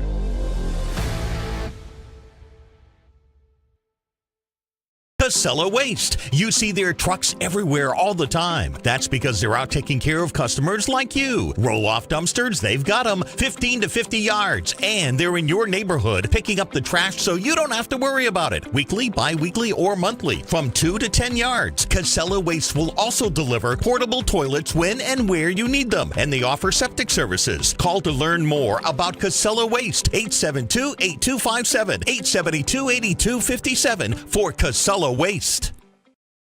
It's like this every winter. When the temperature drops below 45, my palms sweat and I get really anxious. It's not your fault. You're suffering from seasonal winter driving disorder. 3 and 4 drivers suffer from SWUDs because they have all-season tires. They aren't designed for wintry weather. Luckily, there's a remedy. Take 4, call me in the morning. Visit NokianTires.com/remedy for the cure. Is this a prescription for tires? 201 Tire Battery and Service, Riverside Drive, Vassalboro. Discover the printing experience you've been searching for at SBS Carbon Copy on 54 Main Street in Waterville. Tired of getting lost in big box stores? Whether you need unique business cards or large format printing up to 44 inches wide, customized invitations that scream you, we've got it all. Our team is here to print, copy, or scan with a smile. Fast, affordable, and with a touch of personality. Don't settle for ordinary. Dash over to mainprintingservices.com where printing's personal, not puzzling. Central Maine Community College, your future is our priority. I'm going to be a preschool teacher, an HVAC technician, pediatric nurse. Whether your college journey is starting here, I'm going to be an architect, physical therapist, I'm going to be a lawyer, or we're a stop along the way. I'm going to be a doctor, a machinist. Honestly, not 100% sure yet. With over 40 programs, I'm going to be a graphic designer, an athletic trainer. There is something for everyone. CMCC. Your future starts here. Looking to begin or further your career in manufacturing and don't know where to start? Midstate Machine is in need of CNC machinists at our Winslow facility, where we manufacture components for some of the most exciting industries: aerospace, defense, power generation. I'm Jeremy Stanford, manufacturing manager, and I personally want to invite you to come learn about the great pay and benefits Midstate Machine has to offer. To apply, visit midstateusa.com. That's midstateusa.com, an equal opportunity employer. Come grow with us. It's that moment when everything comes to a halt. Mom, is everything okay? It's okay. We can call for some help. And what you need most is someone you can trust. 201 Service, this is Brandon speaking. How can I help you? Hi, yeah, my car just broke down. I think I need some help. At 201 Service, we know it's more than just about fixing what's broken. It's about being there when it matters most. Not to worry, ma'am. We have your location, and help is already on its way. Don't worry, honey. Help's on the way. Okay, Mom. Wherever you are, whatever the time, you can count on us to be there. Because in those uncertain moments, knowing you're not alone makes all the difference. 201 Service, Maine's trusted towing and recovery partner since 1984. Welcome back to Fuller Field in Augusta. Mike Violet, AJ Knight, our score crew. Logan Cameron running our game camera here tonight. Ashley Knight doing our graphics and our computer work. It's 14-0 Falmouth, leading the Lawrence Bulldogs, and the Falmouth Navigators will get the football here to start the second half. Tomorrow we got a busy day. Winslow Foxcroft Academy at 11 o'clock. Live video and audio, centralmainsports.com, 1160thescore.com. On YouTube, find us at Central Maine Sports. That's where the game will be tomorrow. Then tomorrow night, it's an audio-only, radio-only broadcast. Maine hockey against BU. Game time 7 o'clock. Pregame 6:30. John Shields, Larry Mahoney with the call. Maine and BU, they're playing tonight at the Elfond Arena. They are scoreless at last check. I'll tell you what, Maine, I bet you're itching to get back on that one. I was really disappointed to see the game we had on last Saturday. You had a nail-biter that Maine gave away against BC Friday night, and then they just got blitzed Saturday. Yep, Trevor Pellerin ready to kick it off. 14-0, Falmouth in the lead. Pellerin with a good deep kick, and it'll be Winterstein at the 6 to the 10 to the 15, 20, 25. Hit bounces off that 30. Better get a hand on him. They do. And finally, he is able to get a flag to the 34-yard line, 35-yard line, and there is a flag on the play. And that back judge threw that good 20 yards. That's further than Michael Hamlin's thrown a pass tonight. He hurled that one. Winterstein, ever slippery. It's holding on Falmouth. So that'll back the Navigators up. So block in the back, apparently, or holding? That was a block in the back. Okay. And that break there from Lawrence's backs at Falmouth, because it probably, unfortunately, came for Falmouth. I think once you get jammed up in that traffic, you're just trying to hit someone to give Winterstein as much space as possible. So Falmouth, 1st and 10 from the 25 for Trey Walker. The junior quarterback, Indy Backman, right to his right in the backfield, 2 left. Now 1 in motion, that is Bush. And the handoff to Backman. Backman is clogged up, and Backman is stuffed. Davin Baldick, again, who's made some plays tonight, batted a pass down, makes the tackle there. And no gain on first down for Indy Backman. Tell you what, despite the fact that it's 14-0, I think the Lawrence defense has actually played pretty well. You had the one big play from Ross. He goes 28 yards. That was on a short field, and then you have the lapse there late. But I think defense, especially the line of scrimmage, played pretty solid. 2nd down and 10. Walker in the gun. Fake handoff to Backman. Rolls right. Looks, fires into flat, wide open Winterstein. Winterstein has a first down. Winterstein is down. The ball's out. It went out of bounds. Who has it? Who has it? And it's Lawrence's ball. Apparently it is. So Winterstein fumbled it after making the catch, turning upfield, getting the first down, and it's the 5th turnover of the ball game. I'll have to take a look at that. Got a penalty here on Falmouth. It's refused. Take a longer and it's look going to be a first down for Lawrence at the 45 of Falmouth. Trying to see. That one's close. I think Falmouth has a legitimate gripe trying to see where that ball pops out. So they take over at the Falmouth 45 on the fumble. Lawrence with a break. 1st and 10 for Hamlin in the gun. The turn, the give to Carter. Carter with some room. Carter over the 40. And Carter to the 39. One of his better runs of the night. Maybe his best run of the night. And he is to the 39-yard line. The tackle made by Roy. It's a gain of almost 6. It'll be 2nd down. We'll call it 4. 2nd and 4 from the 39. Just started here in the second half. Already a turnover committed by Abram Winterstein. Wide to the right side for Lawrence is Leighton Bradford. Slot man is Kurian. In the gun is Hamlin. On 2nd down and 4. Low snap, but he gets it to Carter. Carter in traffic outside. Carter with the first, still keeping those feet rolling, and Carter down to the 30. That is the best run of the night for Colton Carter. It is a first down for Lawrence. They will spot him down at the 31-yard line. 1st and 10 Bulldogs. Needed some life. Defense makes a play. Offense finds some juice. Score here. Could make it obviously a one-score game. 14-0 Falmouth in the gun Hamlin. Curian goes out wide, a lot of movement, and something went wrong big time. Each side pointing at the other. It's on the offense.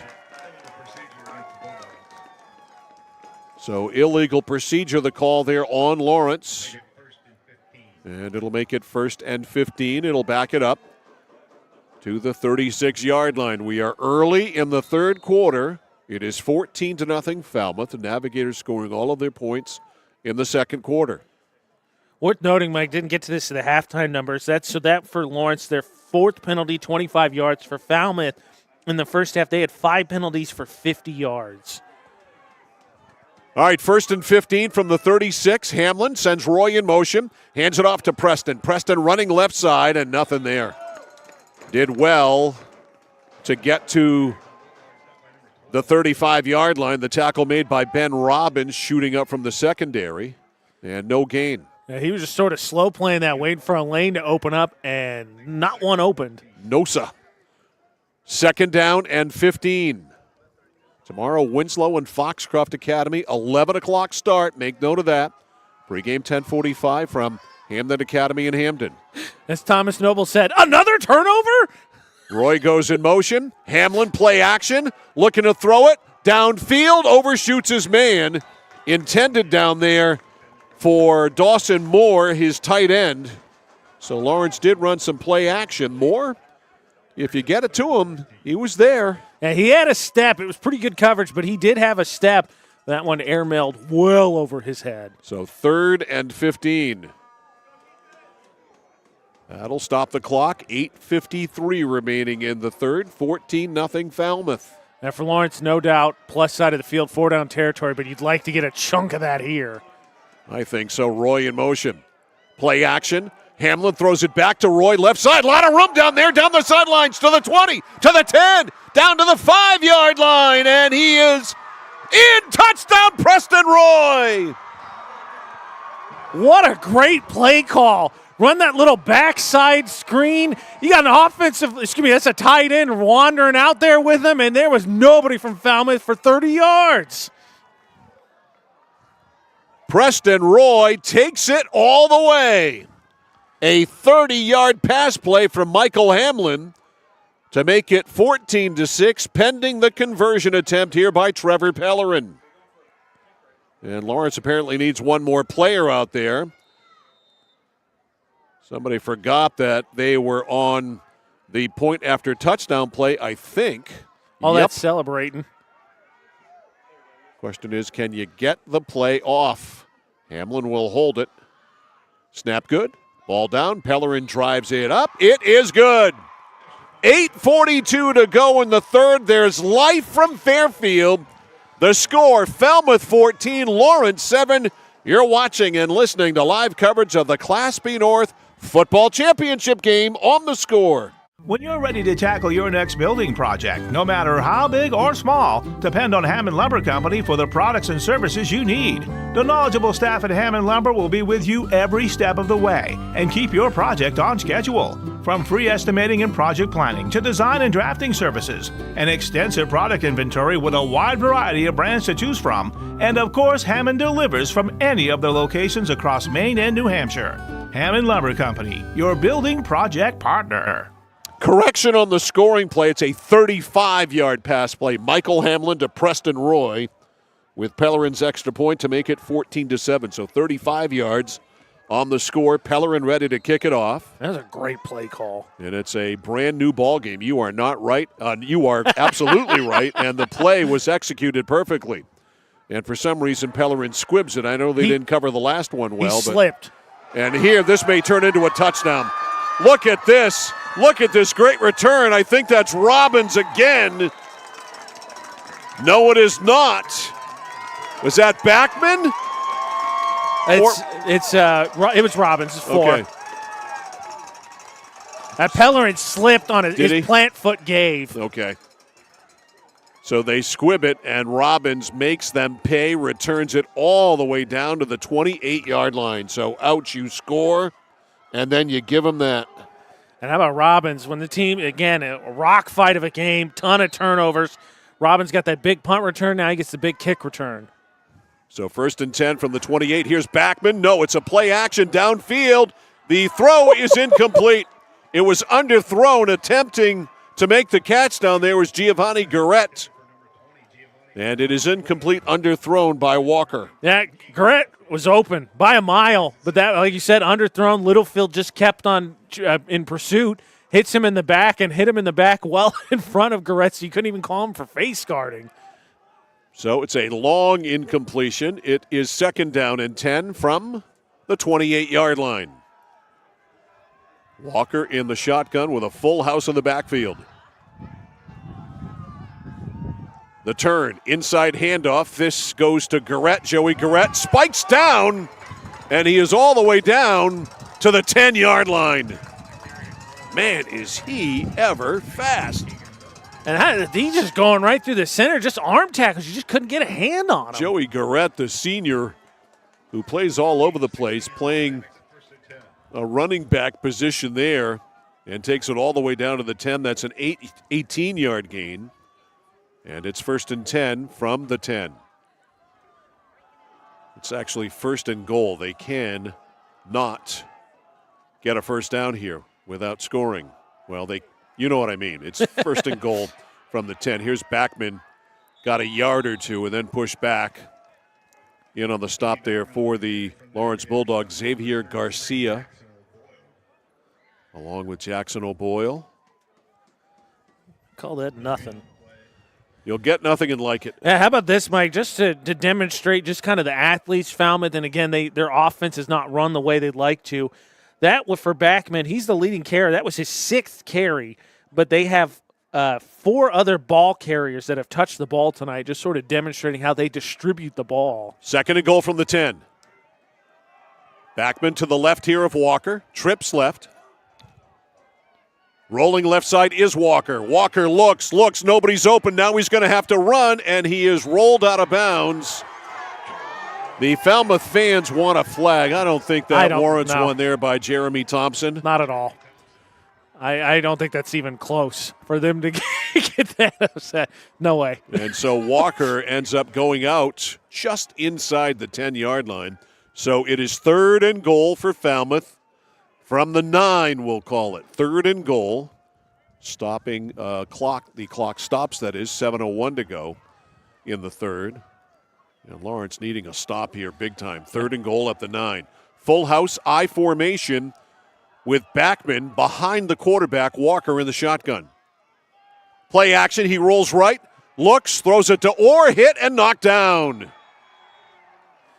He had nowhere to go. Kurian was right there on the coverage. And Walker just missed it. He has Garrett open. He throws that initially. Garrett can turn upfield. He throws that out in front of Garrett. He might outrace Kurian. Instead, he's late and it's high, so he's got to go up to get it, and nothing doing. Yep, you're right. It was Joey Garrett.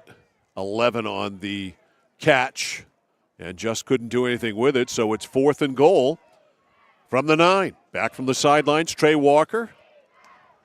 4th and goal from the 9. Again, we've seen both outcomes. In the red zone, we've seen the 8-yard touchdown pass with 2 seconds left in the half. We've also seen Cole Kurian pick off the ball on the goal line. All right, full house backfield. One receiver to the left. That is Giovanni Garrett. Walker, back to throw. Throws it deep and high and caught by Garrett. Touchdown! In the back left corner of the end zone, Giovanni Garrett brings it down on 4th and goal at the 9. It's a 9-yard touchdown pass and a 20-7 Falmouth lead pending the conversion. That just felt too easy. Too easy. Garrett with that speed able to run away from the defender. Here's Drozdick for the conversion, and they never get it off. And we have a timeout? Really? Wow. That's a break. That's a huge break. I thought for sure Lawrence got that, but a timeout was apparently called before the ball was snapped. Take a look. So Falmouth gets an opportunity here. I mean, the kicker at least was under the impression because they didn't move. So with the short field after the Robbins kickoff return, and now he has set up 2 scores with his great returns. A punt return that set him up at the 32, the kickoff return that set him up at the 28 here. The touchdown comes exactly at the 6-minute mark. And now, I was just say, talk about backbreaking. Lawrence, you get the stop to open up the second half. You go down and score on the great pass play, and then you give up the big kick return, and Falmouth just gets the 7 right back. Harper Drozdick, a freshman, will try to go 3 for 3 on the night.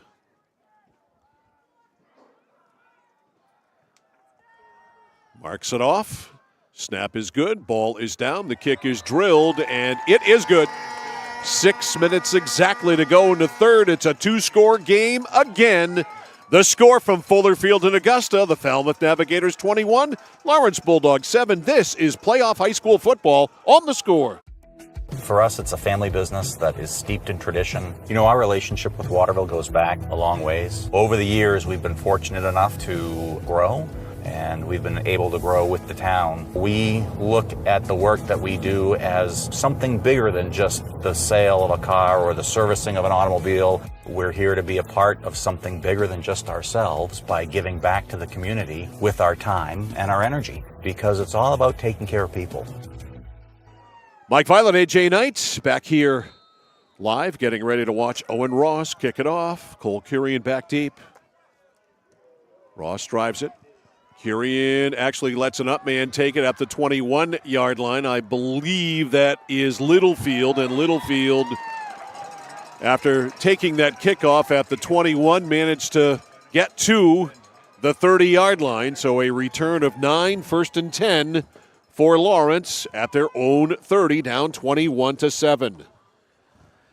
And if for Lawrence, you're feeling good. You get that stop, you get the touchdown, cut it to 1 score. You want to keep this low, obviously muck it up, and then Falmouth just shows you what they can do. Just boom, boom, boom, get down and score. Hamlin 1st and 10 at the 30.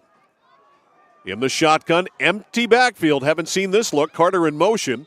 They fake it to him, but it's a dead ball foul procedure on the offense. That's the 3rd, if not the 4th, on Lawrence. As they had the one when they were backed up already 1 yard out from the end zone. Oh, drive coach is nuts. Yeah.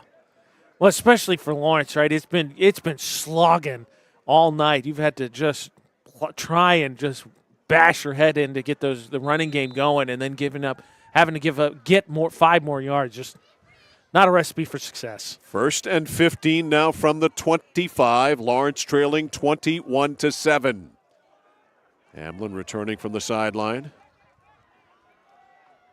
Tomorrow, Winslow, Foxcroft Academy, 11 a.m. kickoff. Our pregame at 10:45. CentralMainSports.com, 1160thescore.com. On YouTube, our YouTube channel at Central Maine Sports. Trips right now, Carter in motion. It's a jet sweep to Carter, left side, and he can't get around the corner. He slips and falls shy of the 30. We'll put him down at the 28. A gain of about 3. There's a defender had some hands on his jersey. I think Carter normally able to break those, but like you said, loses his footing. And Maine hockey tomorrow night against BU, 6:30 pregame show. That's radio, audio only. You can hear it on the radio, AM 1160, WSKW, The Score. And you can stream it live, 1160thescore.com and the Score app. Get that right now, free Google Play or the App Store. And while you're at it, I'll wait till after this play. 2nd and long. The pitch out right side to Roy. Roy to the corner. Roy strung out there and really pursued well by the Falmouth defense. Luke Roy got out there. Still a decent gain for Preston Roy to set up a 3rd and 6, give him about 7. So it is 3rd down, actually 3rd and 5. Let's give him 8. The ball right on the 35-yard line. I would say while you're talking about hockey tomorrow, just make sure to check in general. 1160thescore.com. We already have our games for UMaine next week. I believe one of each men's and women's basketball and men's hockey. But that's the place to be. University of Maine sports right here on The Score. All right, Hamlin does some Traffic direction. Going to roll left. Sets up in traffic. Lobs it downfield. It's tipped away. And incomplete from Leighton Bradford. That was a heck of a defensive play there. Falmouth defender slow to get up. That's number 8, Mike. Logan McVeigh. Yep. Looks like he might have a cramp. He's trying to stretch out. And time's called. We're going to get a trainer out there. And now he gets up. McVeigh looks like he is fine. He'll have to come off and sit out at least a play. They give Lawrence an unofficial timeout, short one here, but they got to go for this, right, Mike? I mean, I know it's still early. Nah, I guess not. I just feel like at some point Lawrence, you're going to have to just abandon and just go right. Not here, though. All right. Not here from the 35. I think that is way too dangerous. Hamlin to punt it, standing at his own 25. Robbins, whoop, gonna throw it, and overthrows his man. It's incomplete, intended for Carter. They fake it on 4th down, not even close. And so, taking it over on downs, the Falmouth Navigators, and they do so in great shape at the 35 of Lawrence. Hamlin had plenty of time, just nobody got open. And he ended up more so throwing that away than anything. And I know you're down 2 touchdowns deep in your zone. It just feels like Lawrence, the offense is struggling, and Falmouth. I just feel like Falmouth has a chance to keep piling on. 1st and 10 from the 35 of Lawrence. Walker fakes a jet sweep, hands it. Turning in the corner is Garrett. Garrett sidesteps a tackler and is down to the 22. Joey Garrett with his great athleticism. Keegan Littlefield on the tackle. But Garrett, and do we have a flag down? Let's see. I believe we do. Tell him to put the ball back at the 35. That's the original line of scrimmage. Yeah, I missed it. Referee LaCase has not given an indication that I've seen anyway. Did you see anything? I did not. It's obviously, so they marked it off from the 34 back. So it's a 10-yard variety. Right. My guess would be hold. So we'll go with that. Holding. Because now it's 1st and 19. Yep, 1st and 19 from the 44. Twins to the right, twins to the left. Now trips to the right, and Walker with an empty backfield. 1st and 19 from the 44. Back to throw. Walker flips it left side. Giovanni Garrett with all that speed, only able to get to the sideline and out of bounds at the 37-yard line. Davin Baldick got out there very quickly for Lawrence, as did Colton Carter. 7-yard pickup on the play. It will be 2nd down and 12. They move the ball now to... The referee just grabbed the ball and moved it ahead a yard. Okay. To the 36, the official. In the gun, Walker. Walker fakes the inside handoff, back to throw, whips it right side. Man is open, and it's caught over there by Winterstein. Back to the inside, and Winterstein makes the catch and is down at the 14-yard line. It'll be a 1st down in the red zone from there for the Falmouth Navigators. And again, they just have so many weapons. Winterstein coming up a little bit hobbled, but just wide open. Just wide open. 1st and 10 from the 14. They had the ball. The ball's at the 13. 1st and 10 at the 13. You are correct, sir. Clock running, 3.5 to go in the 3rd, and Falmouth threatening to blow it wide open. 1st and 10 from the 13. A fake, a shovel, and that is caught. What a weird play that was. There was Colton Carter ending up on the ball. Gio Garrett. I'm not sure what that was. I think it was supposed to be a reverse. Well, it got blown up by Colton Carter. It ended up being a pass. And Garrett probably would have been better off to let that go to the ground, but of course in the heat of the battle, you're not sure. And so it's a loss of 8. And it is 2nd and 21 from the 24. Walker in the gun. Walker hands it off. Bouncing to the outside, Owen Ross, and he can't get past Colton Carter. Ross run down by Carter. Good pursuit there by the Lawrence defender. They only get two. So it will be 3rd and 19. Wholesale changes for Falmouth. They bring a new package in. Gio Garrett, part of that package. You always got to be aware of him. He's the slot left. 3 to the right, 2 to the left. Back to throw. Walker throws it over the middle, right there. Wide open. Touchdown, Ben Robbins. Wide open. Wide open. Wide open. So Walker, a 24 or 3-yard pass play? I had that at the 22. Okay. That's what I had. 22-yard pass to Robbins, who has been quite the factor tonight, particularly in the kicking game. Now Drozdick for the conversion. Snap on the money. Kick is up. Kick is good. 2:04 left in the third, and Falmouth with a 3-score lead. It's the Navigators 28 and Lawrence 7. This is live coverage of the Class B North Football Championship game on The Score. Over 30 years ago, Paul and John A. Bowen set out on a mission to help aging Mainers stay in their own homes. Assistance Plus grew from their passion, dedication, and integrity, where clients come first. Today, Assistance Plus serves not only the elderly, but clients with developmental and behavioral health challenges. Assistance Plus is here for you today and through all points of your life.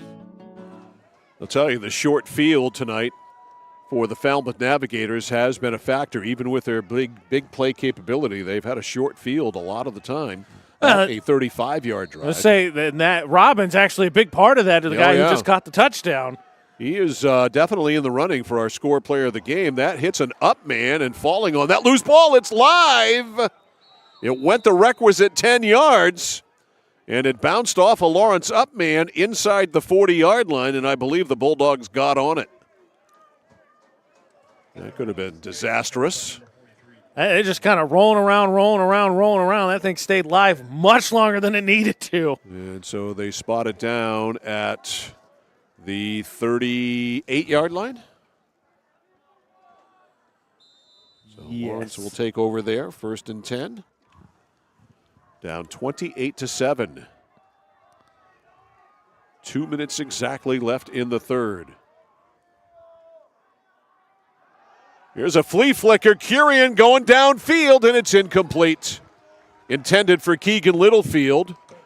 Littlefield just didn't even see it. You're going to see it on the Mid-State Machine replay. He doesn't see it. He was open. Actually, Carter running, trailing behind him was actually 5 yards open at his guy. So a bit of trickery there by the Lawrence Bulldogs.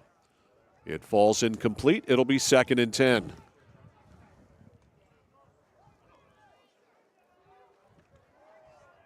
Second down and 10. Line of scrimmage, the 38-yard line. 28-7 Falmouth. Hamlin under center this time. 2 receivers left. Play action. Rolling right in the flat. Caught by Roy. Turns it upfield 45. Rolled out of bounds. He ran into a Falmouth player. Almost hit the bench. And he's up and all right. And Roy rolled out of bounds at the 46. It'll be 3rd and short.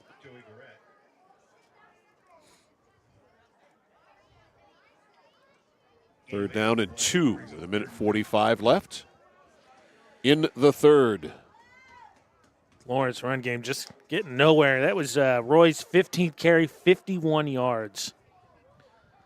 Just good for a smidge over 3 yards a carry. 3rd and 2. Wide to the left side, Bradford. Slot Curian, 2 in the backfield. Handoff Roy left side. Roy trying to sweep, and he can't. All over that for the Falmouth Navigators is a guy whose name we have called a lot tonight, Thomas Gale. And it's 4th down, and you have to go for it here. Yes. Yeah, no gain on that. I'll tell you what, for Falmouth as well, Dylan Cleveland, number 12 out there, that is a tall defensive end. He is. Talk about being able to turn back and hold the edge. He has got some length. I don't have any heights and weight, but he's got to be a good 6'5". Yeah, he's up there. 4th and 2. Hamlin back under center. Hands it off to Roy. Roy in trouble. Squirts out of trouble. Did he get enough? Did he get enough? That is going to be close. He is to the 48. That's where the mark is. And if that's where the forward progress is, that is going to be a first down. That spot doesn't look great. Logan got a pretty good shot. That's going to be close. I think he got a slightly unfavorable spot, but pretty close. But well, I think he's going to be short. The initial. Sorry. There's a Lawrence player who just got down to look right past the sticks because it's on their sideline. Sorry. I just wasn't ready for that. Well, they don't have to go far with the chain gang.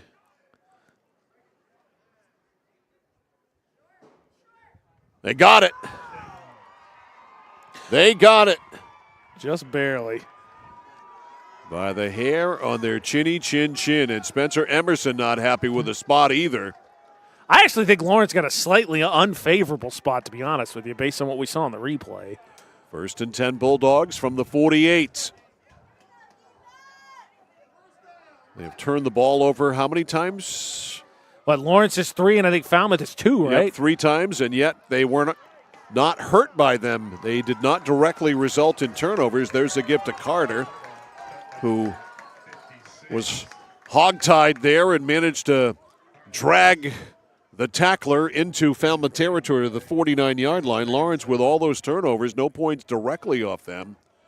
But, of course, it took away opportunities for the Bulldogs to score. Yet, at the end of the first quarter, after turning the ball over 3 times, there was no score.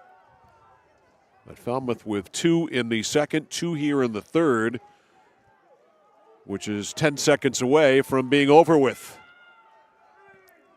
Lawrence with a 2nd down and 6. They will beat the clock. The pitch to Roy. Roy trying to turn that corner as the whistle sounds, and he gets near the stick. He needed to get to about the 42, and that's about where he went out of bounds, and we will find out after the break whether he made it or not. 3 done, and Falmouth in the driver's seat. The score, the Falmouth Navigators 28, the Lawrence Bulldogs 7. You're watching and listening to live coverage of the Class B North Football Championship game on The Score. Hi, this is Mike Perkins from KMD Driving School. I've been instructing your children in driver's ed for years. We're accepting new students for the fall and winter classes. Let the professionals teach your children. Call 465-4835. Sign them up for KMD Driving School. New classes begin every 3 weeks. Call 465-4835, 465-4835, or visit us online at kmddrivingschool.com. The journey begins with us. KMD Driving School. Time for our third quarter breakdown, brought to you by 201 Service in Skowhegan, Maine's trusted towing and recovery partners since 1984. Very busy third quarter. Lawrence scored first, cut it down to a 1-score game. Bulldogs, a 35-yard pass play, beautifully executed. Great call by Ken Lindloff. Hamlin, sort of a reverse pass to Roy, who he had originally faked it to on a play-action fake out of the backfield, swung it over to Roy. Roy took it down 35 yards for the score. Pellerin with a conversion, 14-7, but a short field after that. Great return by Ben Robbins, and it resulted, as we watch play start here in the fourth quarter on the handoff. Lawrence we got a fumble. Falmouth came out of the pile with the ball. See if we could see. I mean, that's just a mass of humanity. Who knows? We've seen that before here tonight. Looks like Lawrence is going to hang on to it. So getting back to our third quarter breakdown, Walker 9-yard touchdown pass to Garrett.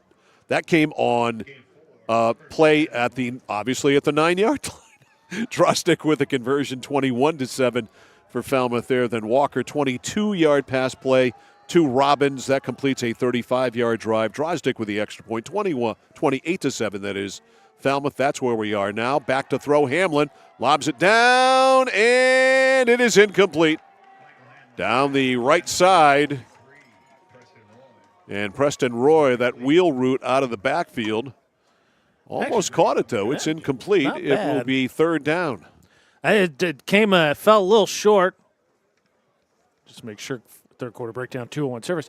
Fell a little short, but actually not too bad. I think Roy had a tough time tracking that defender. It's been pretty tight coverage from Falmouth all night. Here's a comment for you, Mike. Someone, a sports fan, commented, said that Falmouth is this year's Levitt. I don't think I would go that far. No, I don't remember Levitt making as many mistakes. Neither would I. Hand off to Carter. Carter right side 40. Carter belted. Man, Falmouth hitting hard. Sorry, that was me. I don't want to take. Ooh, Carter. I think that's Carter still. Yeah, he got crushed. Carter down, and we have an injury timeout as the Lawrence training staff tends to Colton Carter at the 38-yard line. So the clock stops here with 11:10 remaining.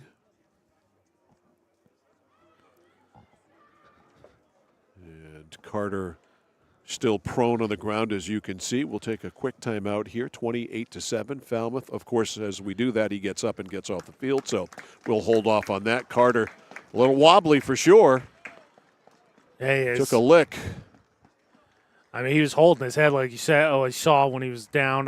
He actually, I think, against Skowhegan got spun down pretty hard and came out of the game. I thought initially it was an injury. He had his helmet and everything, and Lawrence, I think, was in pretty firm control at that point. So it might have just been for safety precaution, but always worry about taking a shot up high like that. 3rd down and 8 from the Falmouth 37. Wide to the left side, Bradford. Roy in the backfield. Keegan Littlefield in motion, back to throw. Hamlin has to get rid of it, lobs it down. It's picked off. It is picked off, I believe, by Joey Garrett. Speeds down the sideline, cuts to the middle. He is going to go all the way. The speed of Joey Garrett takes it down for the touchdown. Goodness gracious, sakes alive, can he motor? Hey, Lawrence, I think you saw the will there. They gave him a little shove to get him out of bounds, and after that, there was not much doing there, and they just let him run. Can we take a look at the Mid-State Machine replay and see if we can find where Garrett picked that ball off? The 29. So make that a 71-yard return. 34-7, pending the conversion of Drozdick. Out of the hold of Roy. Low snap, he gets it down and somehow got it up and through. And it is all Falmouth with 10:42 left in this one. The Navigators 35 and Lawrence 7. Back in a moment on the score. Refi your ride at Connected Credit Union. Lower your current rate by as much as 1.5% and earn up to $300 cash back when you refinance your auto or recreational loan with us. This offer ends November 15th. Contact our loan team today for your best deal or apply online at connectedcreditunion.org. Get connected, stay connected. Federally insured by the NCUA. Member eligibility required. Consult with a loan officer for more information. 35-7, Joey Garrett, officially a 71-yard return on the interception. Taking it back for the score, Drozdick with a conversion, 35-7. This team hits home runs. That's what they do. And they hit home runs on offense, and they hit home runs on defense. They hit them every play. You didn't mention special teams. In the Meso game, it was a punt return was sort of the ceiling thing. Or, excuse me, a punt touchdown. And then today, obviously, initially, Robbins was in position to be our player of the game with his special teams contributions. Absolutely. This one gets by Kyrian, and he'll let it go to the end zone. It is a touchback. Good kickoff there by Owen Ross. And so it'll be Lawrence's ball. 1st and 10 at the 20-yard line.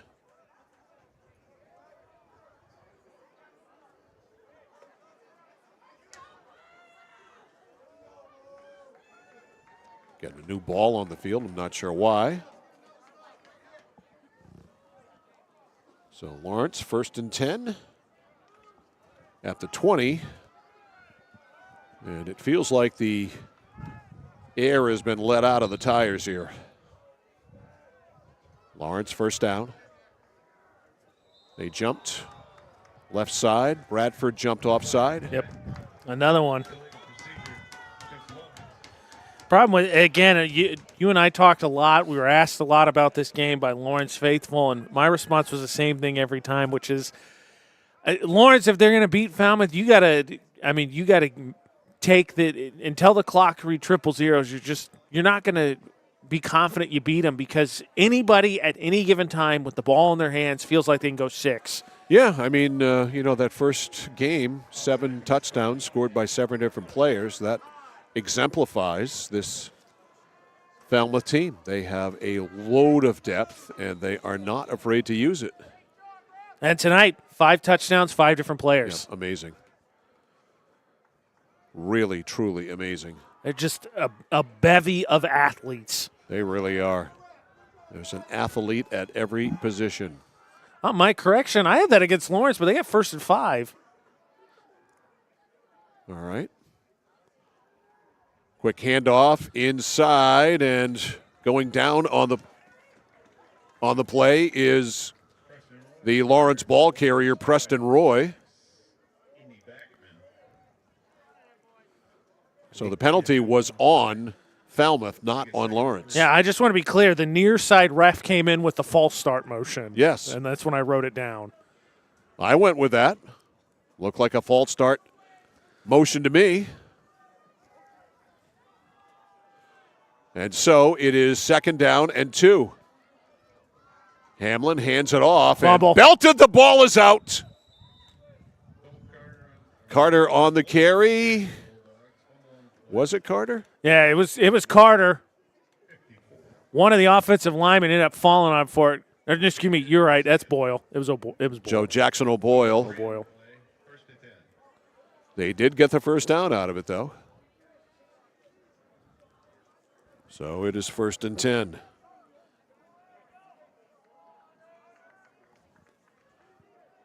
$35-7, Falmouth cruising. This is a team that has been dominant the whole year, and tonight, no exception. I think you could just tell, even before the touchdown on that pick 6, once it was intercepted, the air was gone. 1st and 10. Hamlin hands it off, right side, around the corner, or trying to get around the corner. For the Bulldogs is Garrett Leclerc. And Leclerc, a lot of work there to get. About 2. 2nd and 8. Listener suggests that it's time for bunt camp. Got an injured Lawrence player or Falmouth player? Falmouth player down. Well, for Lawrence, it may be time for bunt camp. Well, hold on a second, Mike. As you quoted him earlier, team spokesperson Coach Pellerin might have something to say about skipping a certain sport. It's basketball time. It's time to practice your free throws, I guess. Yeah, I'm curious because we got bunts for spring sports, squibs for fall sports. What is going to be your bugaboo in the winter sports season that you're going to have to lecture on? Yeah, I got to come up with something. I'm sure it'll reveal itself. What basketball thing is going to drive me crazy this winter, or hockey? Or hockey, which because right now, as I make up the schedule, we're starting with a hockey game. Well, there's nothing wrong with that. I got to tell you, I'm excited for winter sports. A couple of ADs here tonight. We saw Mr. Foy, of course, Mr. Maines, who's Coney AD for the site hosting this region championship. They're chit-chatting. Boys' side of basketball here in Central Maine, expected to be pretty competitive, pretty open. So I'm looking forward to it. Someone suggested me by text dribble camp. I don't know. I got to see. I got to find something that bugs me. I haven't found that thing yet. He'll find it. 2nd down and 7 here for Lawrence at the 34. Leclerc in motion. Quick hitter up the gut. And it doesn't go far. That's Jackson O'Boyle getting some work here. As Lawrence has Leclerc in there. O'Boyle's played mostly the entire night. Just getting some more run here, especially I think with Carter's night probably over. 3rd down and 3. from the 38-yard line for the Lawrence Bulldogs, trailing here 35-7. Hamlin to Leclerc. Leclerc upended. What a great tackle by Ben Robbins, who's having a whale of a game. Now Robbins just shoots through there and takes Leclerc's feet out from under him before he can even turn that upfield. So a loss of a couple on the play. It's backed up to the 36, and Lawrence will punt. And the ever-dangerous Ben Robbins back to return it. Worth noting, I had Robbins as my player of the game before that pick six from Joey Garrett. Robbins is a house call away, I think, from going back out in front. All right, Michael Hamlin will get rid of it near his own 25.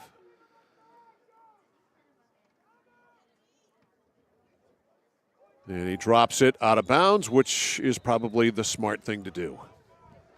Not give Robbins any chance at returning it. And it is spotted out at the 48-yard line, and that's where Falmouth will take over. 1st and 10 from their own 48. Worth noting, not seeing, I think starters still mostly out there for the Navigators. Well, they're going to have a date with some form of Rams next week. Either Deering or Kennebunk. Both good. Kennebunk, obviously the expected one to get there at the beginning of the season. 1st and 10, and the handoff right side. I think that was Ross. It was. Owen Ross, 16, ends up just over midfield into Lawrence territory to the 49. Trey Walker over to chit-chat with Spencer Emerson. Chance here, Mike, obviously with this game not really in doubt anymore. What were you and I talked a little bit, didn't get a chance necessarily to get into a ton of his comments. What were your thoughts on Emerson obviously coming into a really kind of weird situation this season and now a win away from a gold ball? You know, a Palace revolt amongst the players quitting, players threatening not to come out if the former coach was kept. Here's a handoff to Ross, left side. Ross sidesteps a tackler and able to get to the 47-yard line. You got that going on. He comes in and I think adopted the right attitude with saying that everything is in the past. This is a clean slate, brand new stuff here. Let's go. A bunch of kids who hadn't been out came out. They almost doubled the amount of kids out for football. Many of the lacrosse players, not many, some of the lacrosse players decided to come back out. They've turned this team into an all-star team. And Emerson's just been the perfect guy and has led this team to a 9-0, almost 10-0 record here. Here's the handoff. This is Backman. Backman's had a quiet night. Normally, he is all over the place. Tonight, he hasn't been much of a factor at all. No, that carry, I think we'll see if they give him a yard loss because I think he did, and he did. That is his 7th carry for 7 yards. 4th and 6, and so a punt here. Ross will come in and punt.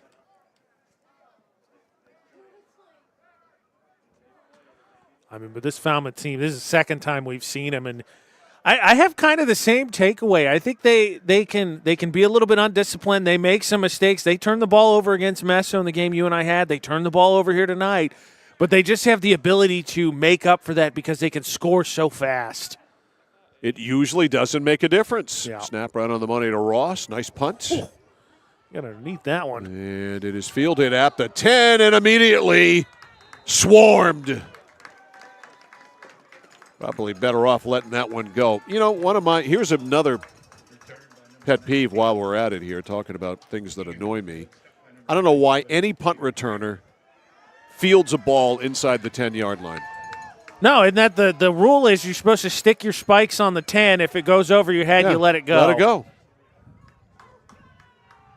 And that ball's right on the 10 for Lawrence. 1st and 10 from the 10. Michael Hamlin about to take his final snaps as a Lawrence quarterback. That's crazy. Seems like he has been their quarterback forever. That's because he has. They'll have big shoes to fill. He has quarterbacked this team to a state championship game last year. They are perennially a playoff team under his leadership. To a regional championship game here tonight. And for him and the rest of the Bulldogs, it'll be on to basketball. And Hamlin, of course, can be a big part of that Lawrence team that last year, on paper, had everything you wanted in a team to compete for a region championship. Just a weird year for the Bulldogs. They just never got it together. Loss of 3 there, 2nd and 13. They run it right over the 10 to about the 12.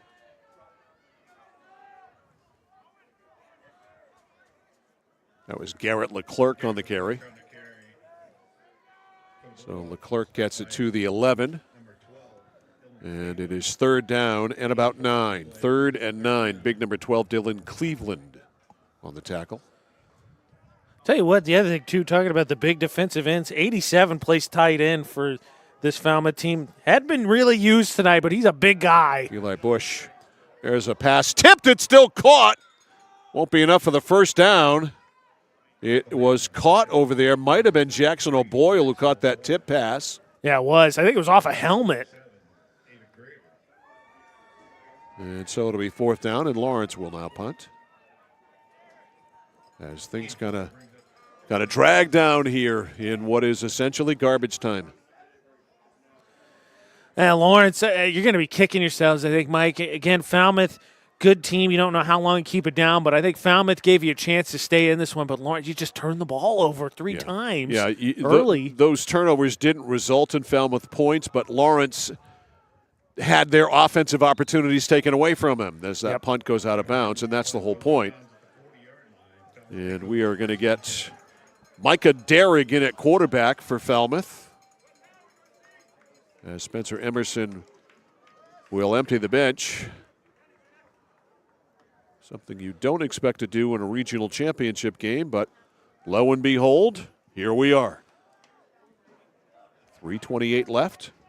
So this will lead us to a drive up to beautiful Hamden tomorrow, to Hamden Academy, where Winslow will take on Foxcroft Academy at 11 o'clock tomorrow morning. So Derrig playing quarterback. Handoff up the middle, stopped by the Lawrence defense. And on the carry, again, Owen Ross. Got about a yard. Ross had 28 yards on his first carry. This is just humorous to me. 28 carries for a touchdown on his first carry. Since then, 2, 3, 2, 1. It's been that kind of quirky night. It has been a weird game. 2nd down and 9. Handoff to Ross, left side. Gets a lot more this time, and he breaks free for a first down the left side. That's how it goes. I make a comment about it, so the opposite immediately has to happen. Show you there with your big mouth. That's a heck of a gain. He goes from the 39 all the way down to the 27. Yep. 12-yard pickup there for Ross. And a first down here for the Falmouth offense. Being directed now by Micah Derrig, who is a sophomore. Tell you what, next Saturday, you don't have a horse in the race. Not to take anything away from CD games, so we're not sure where we're going to be yet, but the AB matchups, you might see some points. I mean, they're going to be 2 good football games. Derrig taking his time, milking the clock. There's the 10-second call by the back judge. Snap, handoff, big gaping hole up the middle, and running down shy of the 10-yard line. That was Ross again. So Ross with a big gainer down to the 11. A 15-yard pickup, and it is 1st and 10 from the 11. Second team says, hey, we want to score. He's their leading rusher. He's got 7 carries for 64 yards. No one else. Next closest is Garrett, who had 3 for 33. No one else is above double digits. All right, in the ball game now, 38. George Carinos, a freshman. And they are going to take a knee. Spencer Emerson has called off the Dogs. A classy move here, even though you've got your JV players in who want to score. Going to take a knee. And consider it good. They have put a thorough beating on the Lawrence Bulldogs tonight. So Derrick with a knee. It just felt like, again, Falmouth didn't play strong for first, quarter and a half, maybe. It's still be a little bit generous. Defense forces 3 turnovers, though, and they don't let Lawrence get anywhere, and then they finally get going, and that's how it's how Meso games from what I've seen, Falmouth games from what we've seen kind of have both gone this way. For a quarter and a half, you're like, man, Falmouth's letting them hang around. Next thing you know, you turn around, it's a 4-touchdown lead. Here's another knee with 40 seconds to go. That should be the last one they have to take, as the players will leave the field. And the Falmouth Navigators will leave Fuller Field with a trophy. And Spencer Emerson out, high-fiving the troops. The Falmouth Navigators have conquered Class B North, and they have done it without losing. 3, 2, 1, it is over. The final from Fuller Field in Augusta. The Falmouth Navigators 35, the Lawrence Bulldogs 7. Our post-game show, our flagship Cinemas score, player of the game, and more coming up after this on Sports Radio 1160. WSKW, The Score. My dad's a real hero. Not like a superhero or anything. More like a regular dad kind of hero. Because every weekend, even when the weather's bad and it's super snowy, he always gets us there safe. They don't know how you do it. All they know is that you care. See Skowhegan Tire Center. They beat any price. Route 201, Skowhegan. Notice the price of gas and oil lately? Thinking about a pellet stove? Pellets are a renewable resource that are economical, and pellet stoves don't have to be ugly or loud. Come talk to us at Somerset Stone & Stove. Let us explain why now is the best time to have your pellet stove installed. Wouldn't you love to have a gas stove or fireplace designed for your home? Let Somerset Stone & Stove design and install a Regency gas stove or fireplace that is just right for you. Let us customize your Regency gas stove or fireplace while you enjoy the beauty and warmth. Visit Somerset Stone & Stove in Oakland.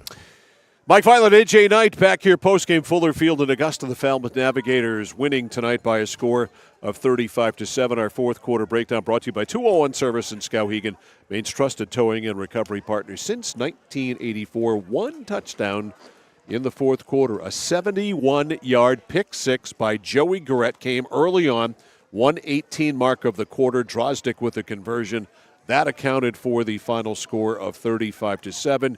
You saw offense tonight from Falmouth. You certainly saw defense and a pick six. They score a defensive touchdowns. You saw special teams, Ben Robbins really dominating there on return plays for the Falmouth Navigators. In our fourth quarter breakdown brought to you by 201 Service in Skowhegan, Maine's trusted towing and recovery partner since 1984. So on to our post-game show now as you see Chad Foy, the athletic director at Messalonskee High School, with the hardware out there to give to the Falmouth Navigators and the Lawrence Bulldogs. And after a really, I think, almost weird first quarter where we saw a bunch of turnovers by the Lawrence Bulldogs, namely, and weirdly enough, Falmouth not able to turn them into points. After a scoreless first quarter, that changed in the second quarter. Falmouth scored, but not because of the turnovers, AJ, which I guess is probably the oddest part of this game. Yeah, well, I got into it a little bit there as we wound down the game, is that Falmouth offensively really didn't play that well in the first quarter or so. But the problem is, like you said, is that Lawrence ended up turning the ball over 3 times early, and while those didn't turn into Falmouth points as they struggled, the Navigators kind of struggled to get their offensive going. The point you made is spot on, which is that Lawrence didn't get anywhere. So once Falmouth got going, they just had a real low bar to cross when it came to getting themselves the lead. Yeah, exactly. You know, Falmouth is just so doggone talented that even after what was certainly for them a sluggish beginning here tonight in the first quarter, as we look at Falmouth posed there for pictures, a sluggish beginning for them, not at all like they normally play. They normally take turnovers like that and ram them right down the field and score, and they weren't able to do it tonight, but you never saw any panic in them. They ran their offense. They ran what they do. They do what they've done all year long. They score by big play, and they're so athletic. That's the thing that jumps out me more so than anything else. Not only are they fast, they're extremely powerful and strong. They're quick, and they are committed to doing what they do, and they do it very efficiently. And by the way, we know who they're going to play. They're going to play the Kennebunk Rams, who routed the Deering Rams in the Class B South championship game tonight by a score of 35-14. And that kind of, real quick on Kennebunk, that takes sort of the similar tone as Falmouth, right? It was 14-14, and then Kennebunk team, obviously Class B state champions last year over this Lawrence team, showing some of their experience. But, yeah, to your point, Mike, again, the first time these two teams met, it was 48-3 Falmouth as Lawrence scored the first 3 points. 7 touchdowns scored for Falmouth. 7 different players did it. Tonight, 35-14 for Falmouth over, 35-7 for Falmouth over Lawrence. 5 touchdowns scored, 5 different players. And so it's just, again, this Falmouth offense is just loaded. The thing, and again, I don't want to pick on him, but someone commented as the game was unfolding, especially as Falmouth started to take control, that Falmouth is this year's Levitt. They're not, though, to me. And the difference is, and the thing they got to watch out against Kennebunk is 2 times we've seen Falmouth, they've had really sluggish first halves where they've turned the ball over, haven't been as potent as offense as they can be. A team like Kennebunk, especially, who I think runs the ball as effectively as Lawrence can, and obviously a very good team, might not let you be able to climb your way out of a hole the same way some of these other teams have. No, and I don't want to get into a whole Levitt's better than this and all of that stuff, but you're talking about a team last year in Levitt that, in my estimation, had the greatest high school football player in the history of Maine high school football in Noah Carpenter, and beat every team that they played, Class A, B, or C, in winning a state championship. I think we're talking about apples and manhole covers here, and that's not a comparison we should get into. What we should focus on is this is a great Falmouth football team, a team that is undefeated, a team that has earned the right to go and play the Kennebunk Rams in the Class B title game, and this is a dominant football team. This was a dominant situation. They have played the Lawrence Bulldogs twice this year. They have won game 1 48-3. They have won game 2 35-7. That's not very close. It's 83-10 combined. Yes. That's not very close. No, and again, Falmouth in doing so does so against a team that's sort of in Class B North, kind of the standard. I mean, Lawrence is here routinely. Second straight year they've been in the region finals. Obviously, last year they punched their ticket to go to state, play that Kennebunk team that now Falmouth is going to run into.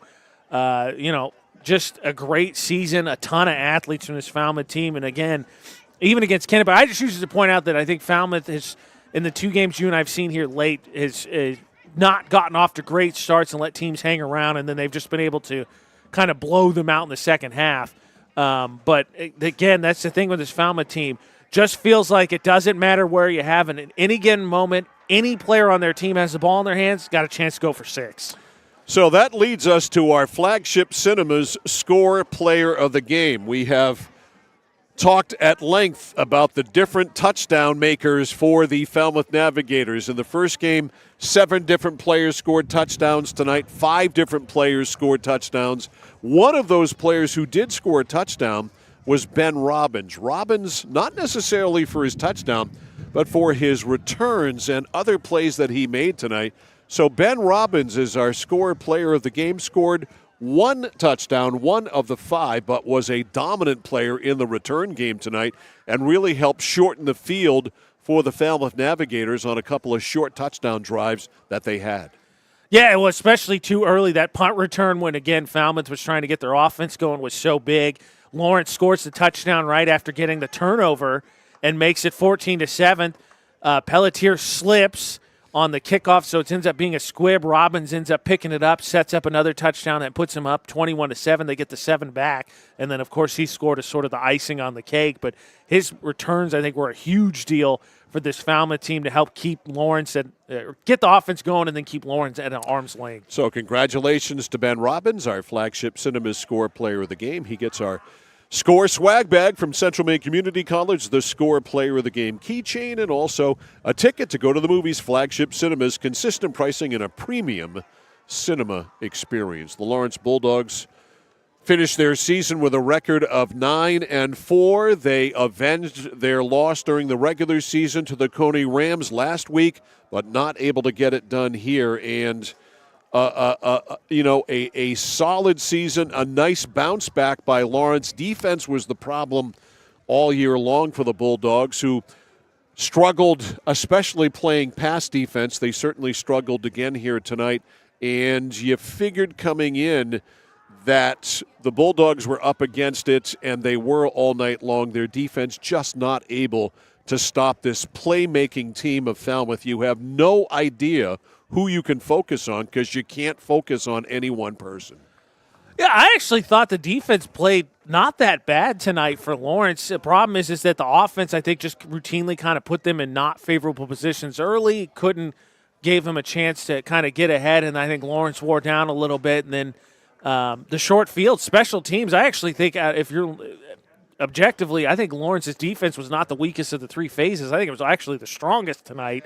Special teams and the offense turning the ball over just put them in bad spot routinely. Yeah, and those turnovers early on, that just took them right out of the game. It took wind out of the sails. It set a bad tone for the rest of the night. They were not able to get it going offensively at all, other than the one drive to start the third quarter on a great pass call by Kenny Lindlof. A play action to Roy, then end up throwing to Roy on the back end of that thing, kind of a reverse screen, if you will. It worked out really well, but as it turned out, it was all that Lawrence had as far as bullets in the gun here tonight, and they lose 35-7, finish up their record at 9-4. Meanwhile, the Falmouth Navigators and the Kennebunk Rams will play for the Class B championship.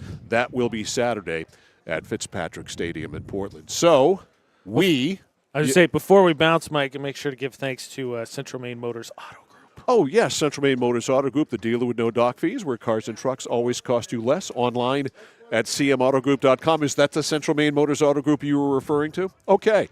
And also thanks to our new sponsor tonight, Kennebec Eye Care, for jumping on board as well. So we are on to the Class D North Championship game tomorrow afternoon at Hamden Academy in Hamden. The Winslow Black Raiders taking on the Foxcroft Academy Ponies. Game time tomorrow morning is 11 o'clock. We'll be on the air with our pregame show at 10:45. Don't forget Maine hockey, audio, radio only tomorrow night. Black Bears taking on Boston University, 6:30 for the pregame. So that's going to do it for us. For Logan Cameron, for Ashley Knight, for AJ Knight, I'm Mike Violet saying good night from Fuller Field in Augusta. Final score here tonight: the Falmouth Navigators have won the Class B North Championship. Final score: Falmouth 35 and Lawrence 7.